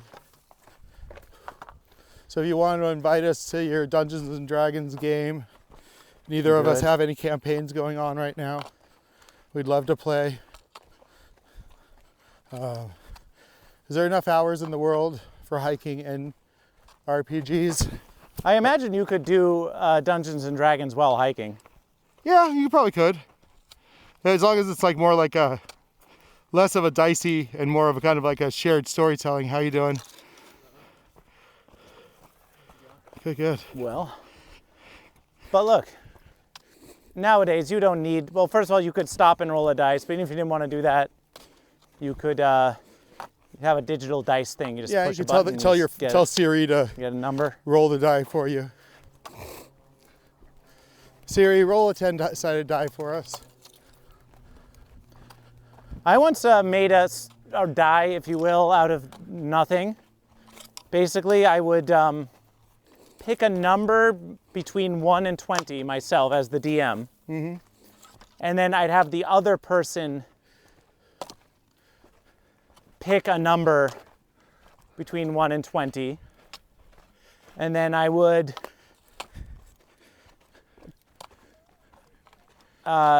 check the difference between their guess and my number. Uh-huh. And like that would be the number they rolled. The average of the two? No, the difference between the two. Difference between them. So if I decided in my head that the number was 8, and they said 12, then their roll is a 4. I feel like... And it wraps around. Oh, I got you. I was going to say, because I feel like it would average very low to me. Well, yeah, if you go from 1 to 20 or 0 to 20, then really you're rolling like a 10-sided die. Yep. But it's still an interesting way to do that. Yeah. And it makes it harder to get a natural whatever. But you could kind of do it like, well, if the number is 10 and I don't know, it was imperfect. I'm not saying it was perfect, but it was a fun little way to approximate some randomness without needing any equipment. So when I was in jail, we get to hear about Sean going to jail. Jail. One of the things that I found, and there's a lot of internet research on this anyways, people in jail are very resourceful. And one of the things I saw playing cards made out of juice boxes, right? You just cut off all the sides of the juice box and then you just draw the 52 cards on the blank side. Super easy.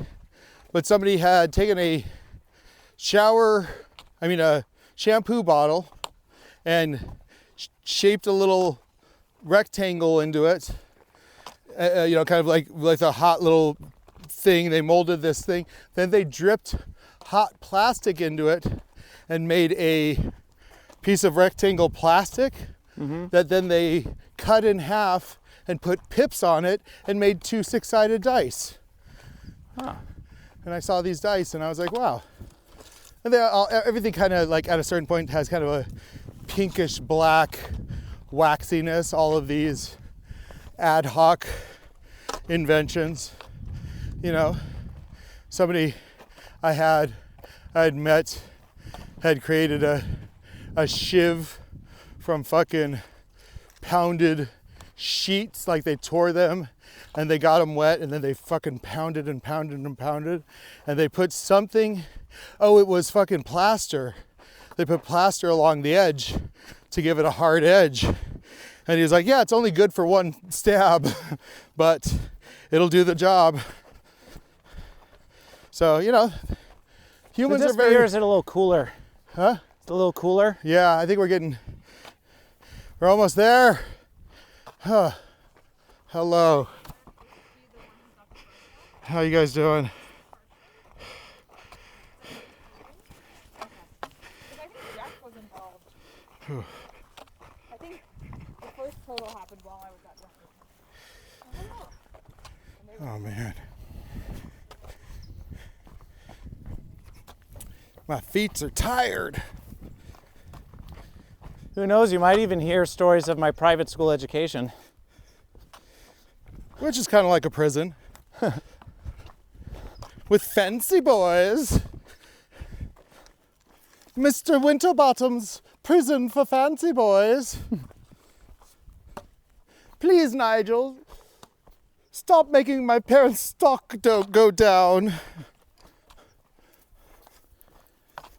You'll hear about the news of the day from time to time. Yeah, ain't shit happening today, which is awesome. Well, there's something happening today. The Well, MindWalk. no, I guess it was a few days ago. Oh, you mean? Well, just the first of the month. Oh yeah, The eviction crisis in full swing. Yeah. You might need to do some walking, guys. yeah. And we want to be there for you. Might want to get used to being outdoors for a little bit, you know? Whew. Man, like I keep on saying, if I wasn't on disability right now, I'd be in a lot of trouble. A lot of trouble.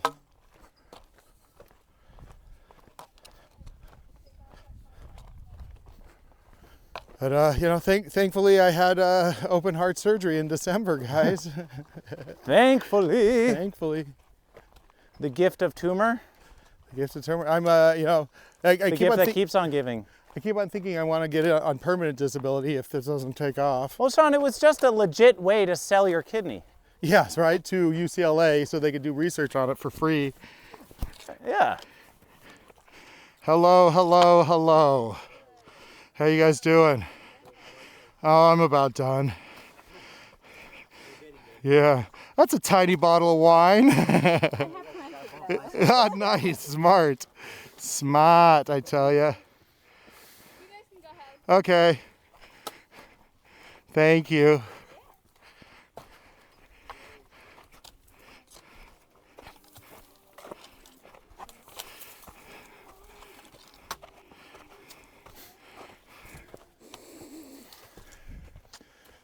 Very stony. So the guy that went by us before had one of those little hand bottles for trail runners. Uh-huh. I'm like, that's serious. If you're like, I don't want anything except my water. Just, I got squirted into my mouth. And these kids smelled very stony. Very stony. So the fact that we encounter so many young people out here on the trails gives me a little bit of hope for the future. Yeah. And makes me feel good about my life choices. Yeah. Wherever there's young people, there's the future. Yeah, no, I mean, so I have an argument to want to get on permanent disability. So, Okay. which is this. If I don't walk for 2 hours a day, and if I'm separated from Barney, and if I have to sit in a cubicle or in an office or a production office for 10 or 12 hours a day, it's going to compromise my immune system. And with a deadly virus out there haunting the world, I think the government should want to make sure that I am not forced to have to go into that situation. Oh, I gotta find a doctor that'll agree with me. I agree with you, Yeah. but I'm no doctor. I am merely a master.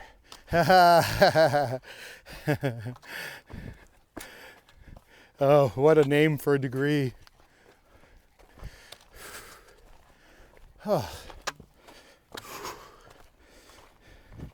This is like we had that hike the other day where I was like, if I just press pause on the recording, can we just be back at the car?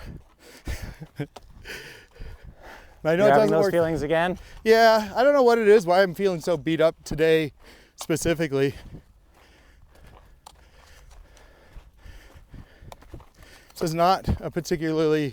This isn't even the worst hike we've had this week. But that being said, we did have 2 pretty massive hikes. And then on the only day we really took off was a production day. So It's got to be the heat too. yeah, Maybe your body isn't used to the Sunday. maybe. This is a Sunday hike to be published on Monday. Yeah. A Monday hike to be published on Sunday. A Tuesday hike to be published on Thursday. A Wednesday hike to be published on Friday. A Friday hike to be published last Saturday. A February hike to be published in June. No, we didn't start recording until July. Well, I was thinking, Sean, Yes. granted it would be a rare exception, but if we wanted to switch back one of these days, Well, actually, I was going to suggest maybe we just do just an hour and a half flat hike tomorrow. Just a regular, just go to, Griffith Horse Trail. Keep it flat, keep it crisp. We've given people a good layout of what a MindWalk can be, and then maybe we make them salivate on the next one. Oh, I wish it was 3 hours long.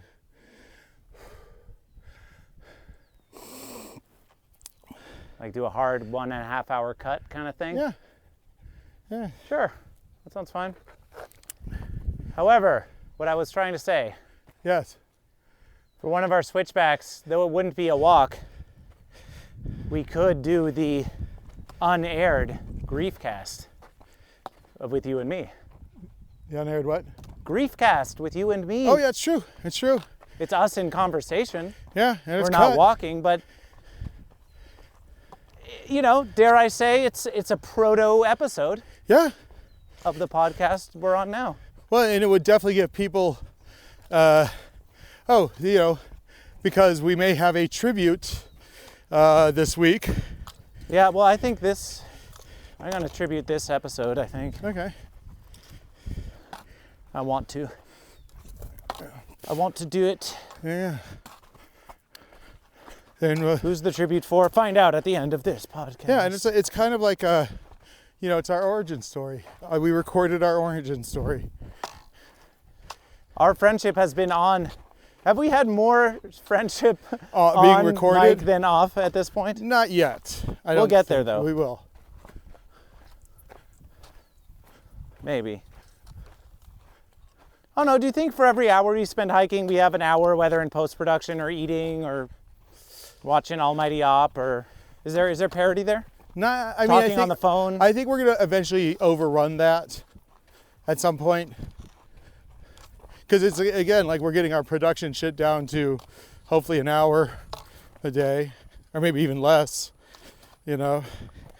And typically when these hikes are done, I'm like, I need to feed Barney. I gotta go relax. But yeah, I don't know. I mean, maybe. There's a part of me that thinks that wouldn't it be interesting if eventually the locus of the friendship was just the recording. When I say interesting, I mean like, I think I did say literally, let's figure out a way to commodify our friendship. Well, see, oh man. See, you have no idea what that statement means to me. Yeah. I have ultimately, it's a beautiful sentiment to me. I do struggle with it a bit because it is Part commodifying, Yeah. the sacred, right? Yeah. So it does feel a bit capitalist dystopia nightmare. Yeah. Friendship. Edition. But we already, excuse me.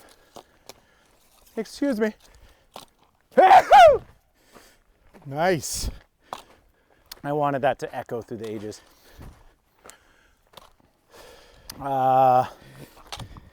We already benefit tremendously from our friendship. We benefit from the hiking. Why not get paid, baby? Well, it's just another benefit, right? Yeah. I mean, I think we've done a pretty good job of working together so far in a way that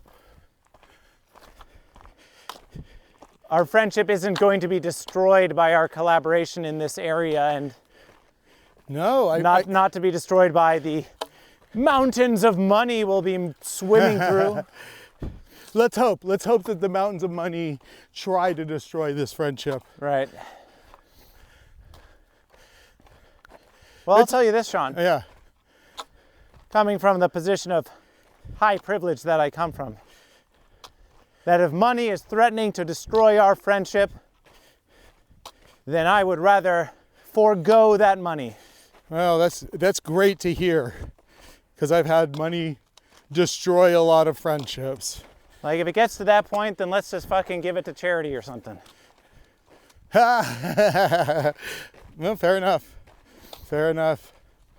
I mean, I already think a little bit of my kind of like pathology, my personal pathology, was that I found when I was a little kid, I was always giving away my toys, and I was just like a generous, sweet boy. And of course, I've been accused of like trying to buy friendships, and a lot of it was just like, no, if you like it, have it. I don't care. And then I had to be reminded over and over again by parents and family members and other people, you can't just give it all away, Sean. You know, I paid for that. Your good nature's being used Yeah, against you. against you. It's true. Well, actually, maybe it's true. Yeah. So I did want to remind you of that as you were singing the song. Yeah. Now, they may say it's true at one point, but they also say, I think, maybe it's true. Yeah. So it's not a hard truth. Yeah. But you know, I know my good nature, and I know I have that in me. Like, one of my favorite living mystics is this Indian woman named Amma, who The hugging saint? the hugging saint, The hugging saint. who basically she just wants to give away hugs, and she's figured out a way to get a bunch of people around her to use this generous energy that she has in her to set up schools and hospitals and just take all these donations. And she's basically the center of a gigantic philanthropic organization, the centerpiece of which is her giving nature around, mostly hugs. Well, yeah, But- people line up and Yeah. just get a hug. Yeah, and you give a donation, and you know, it's a kind of a walking meditation, because she goes all around the world with Sean, it. what if we became walking saints? I mean, it feels good saying it. I don't resist it. I would love it. But when I look at the course of her life, and she had something similar, which was you know, she had her parents always telling her, the parking lot's right there, right? Yeah.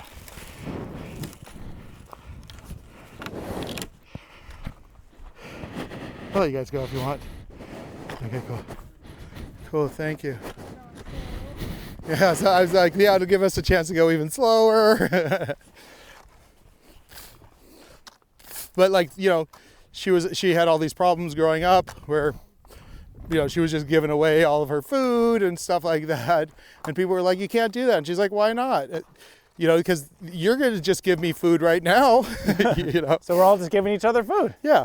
So when I see that, I'm just like, oh yeah, I could see that as a mystical spiritual path that somehow once you make that commitment, all these possibilities open up. And that to me is like the key to like mysticism and spirituality is like, it's kind of like you have to kind of embody the practice. Mm-hmm. You have to be like on the path, and then these states, these things happen around you, you know, and again, like there are practical ways of explaining it, which is, you know, people want to be generous and they want to feel like they're connected to community. And, you know, I always say like, you know, Jesus didn't necessarily fucking just pull fishes and loaves out of he's like, got a magical portal in his asshole and he can just shit out bread or loaves and it's just, they come out randomly. No, he threw this event and people forgot to bring food, but then there were other people there that had fishes and loaves and he just organized everybody to make sure they got fed. You know what I mean? I don't think there was a real miracle there.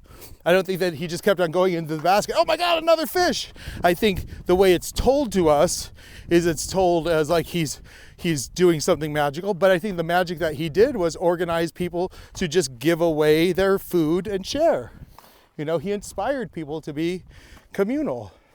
Oh, it's an interesting interpretation. Yeah, because I look at a lot of the stuff in there in the Bible that they call miracles, and I'm like, no, there's probably a very simple explanation that has been kind of like glossed over or scratched out to make it look even more miraculous, or it's just bullshit. Yeah, that's pretty much where I land. Yeah, but I don't think it's a fable. To me, it's a fable. It's a fable, but I don't think it's all completely out of whole cloth.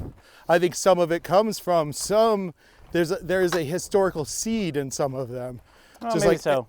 Just like any good disinformation.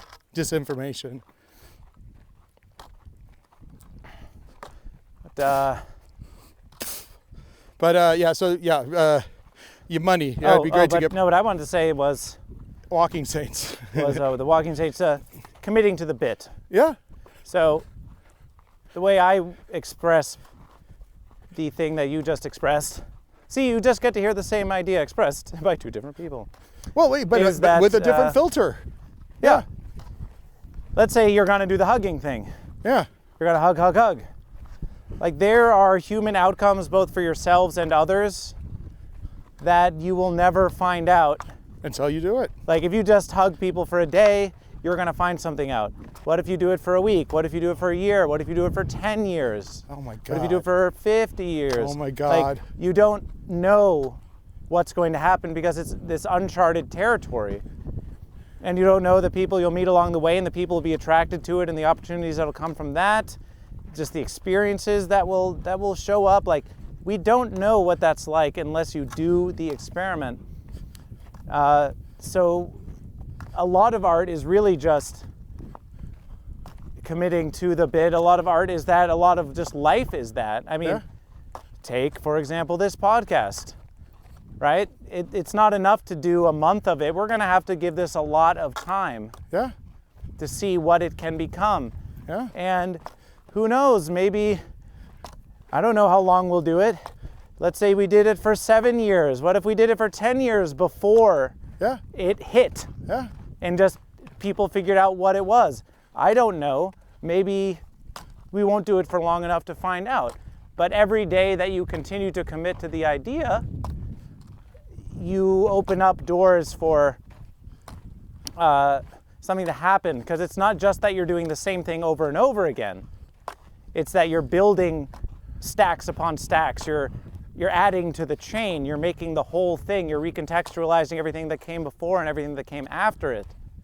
So you're changing the nature of the thing you're creating as you add more to it. Just as we're changing the nature of the hike, when we add a few more steps, when we charge up the hill, we're adding to it, we're changing it. Changing ourselves. I mean, our attitude about hiking, and in this case, we didn't go the whole way, but we'll come back for more, and we've put in a lot of hours, and we've went up the extra hill.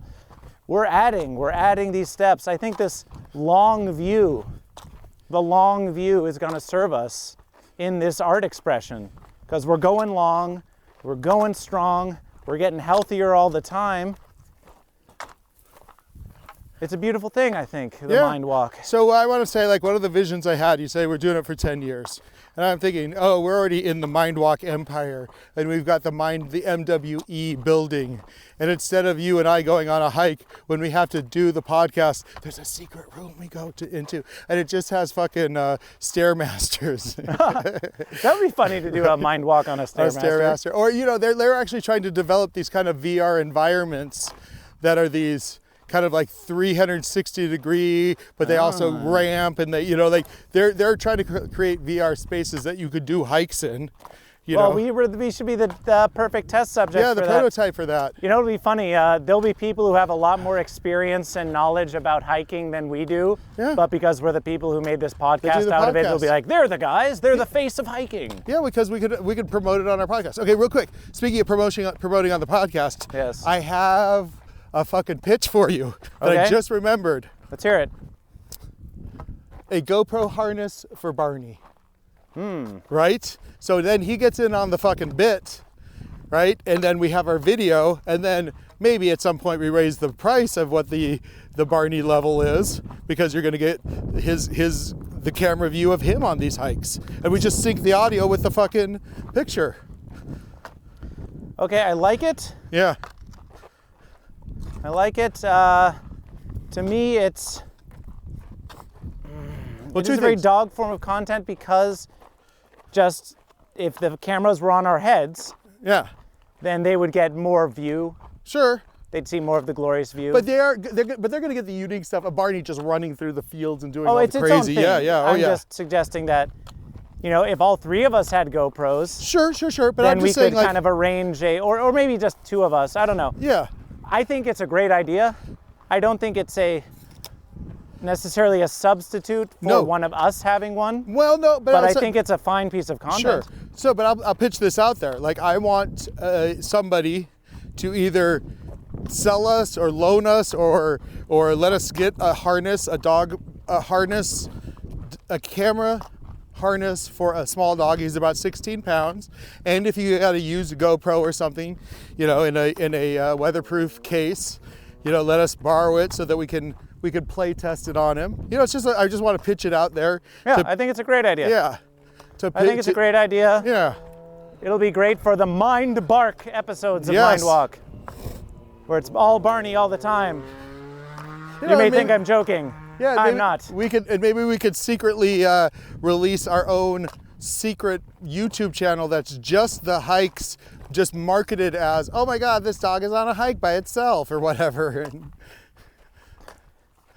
They just But have once you have the content, once you have the raw stuff, you can just use it however you want. affiliated in any direction.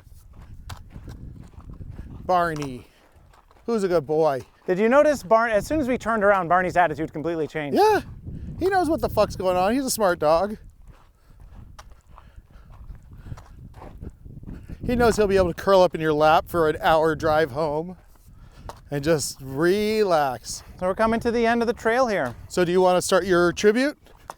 I suppose so. Yeah, because we're going to cross the road and we got to finish up here, but you know, we also have to do should we do the tribute after the recap? I'll just do it now. Okay. You know, I don't want this. Are we doing it? Is it happening? Yeah. If we're going to do it, just do it. It's not going to be much. I just want to dedicate this podcast to Ronald Bymel, my dear departed friend, who loved the outdoors, who loved hiking, who loved climbing, who died climbing, Yeah. Who brought us together. who brought us together. Yeah. That's it. Okay, spill one for Ron tonight, guys. A very special man. His birthday is this week. So, His shall we birthday is read? this Thursday, so maybe I'll mention it again on Thursday, but in any case, happy birthday, Ron. I of course I'm going to mention it again. Who am I kidding? Yeah, right? Hey, come here. Hey, chill out. Love you, brother. I feel like that's now that the tribute's over, it's in a weird way, that's kind of what made our friendship so easy. You kind of lost your friend. I was in a lot of flux with I think Frankie that just left. John. Look at this lazy dog. He is That's how I feel. he is done. Me too. Yeah, me too.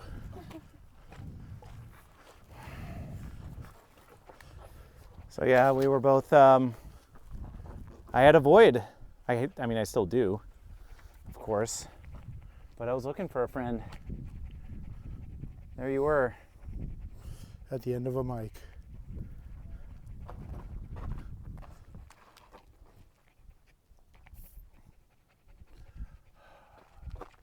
It's the Pietà, right? The Barney Pietà. One final look, Sean. Congratulations. Oh, bless you. Right in my face. There we go. I want you to take a quick picture of the back of my legs, though. Oh yeah? Yeah, Okay. just look at how. I would say this is pretty typical, but since we put our Well, here, shoes turn on, around so we get the sun on and we can see it. yeah, since I put my shoes on at the beginning of this is like a good before and after.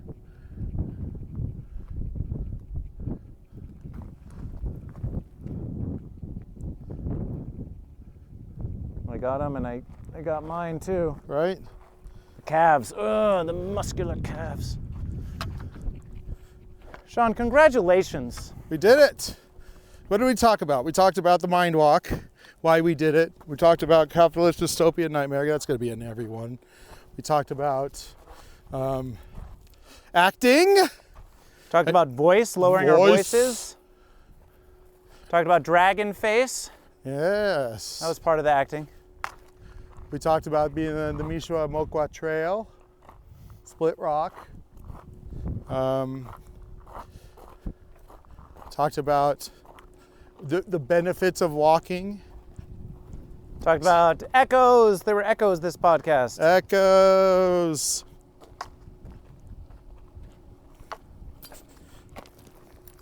Talked about inspiration. We talked about putting on our shoes. How you doing?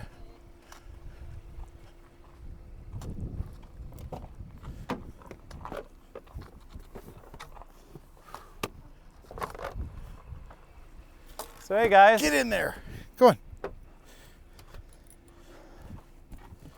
We talked about the grounding of Barney. The grounding nature of Barney, the Wonder Dog.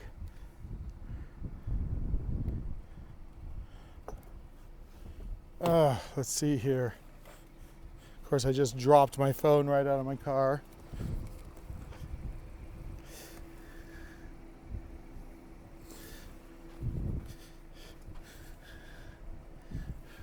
Oh, come on over here, Sean. Let's end this thing. Yeah, I know. I'm just emptying my pockets. Wanted to let Barney get in the car. So let me get Barney some water real quick. All right. Barney comes first. Frisbee water. Look at my notes real bit. Guys, drop a pin to tell us your favorite hikes. You can always walk. Walking is revolution, healthy, solidarity, meditation. Walking is a meditation. Oh, I didn't talk about regional theater. Later, next time. Yes, we ready to close it down? I think so, guys. MindWalk Pod on all social media. Be a revolutionary. Get out there, walk, talk, be with a friend. Get your health done. Subscribe to MindWalk Podcast. Become a patron on Patreon. Yeah. Tell a friend. Tell a family member. This is Mike and Sean. MindWalk.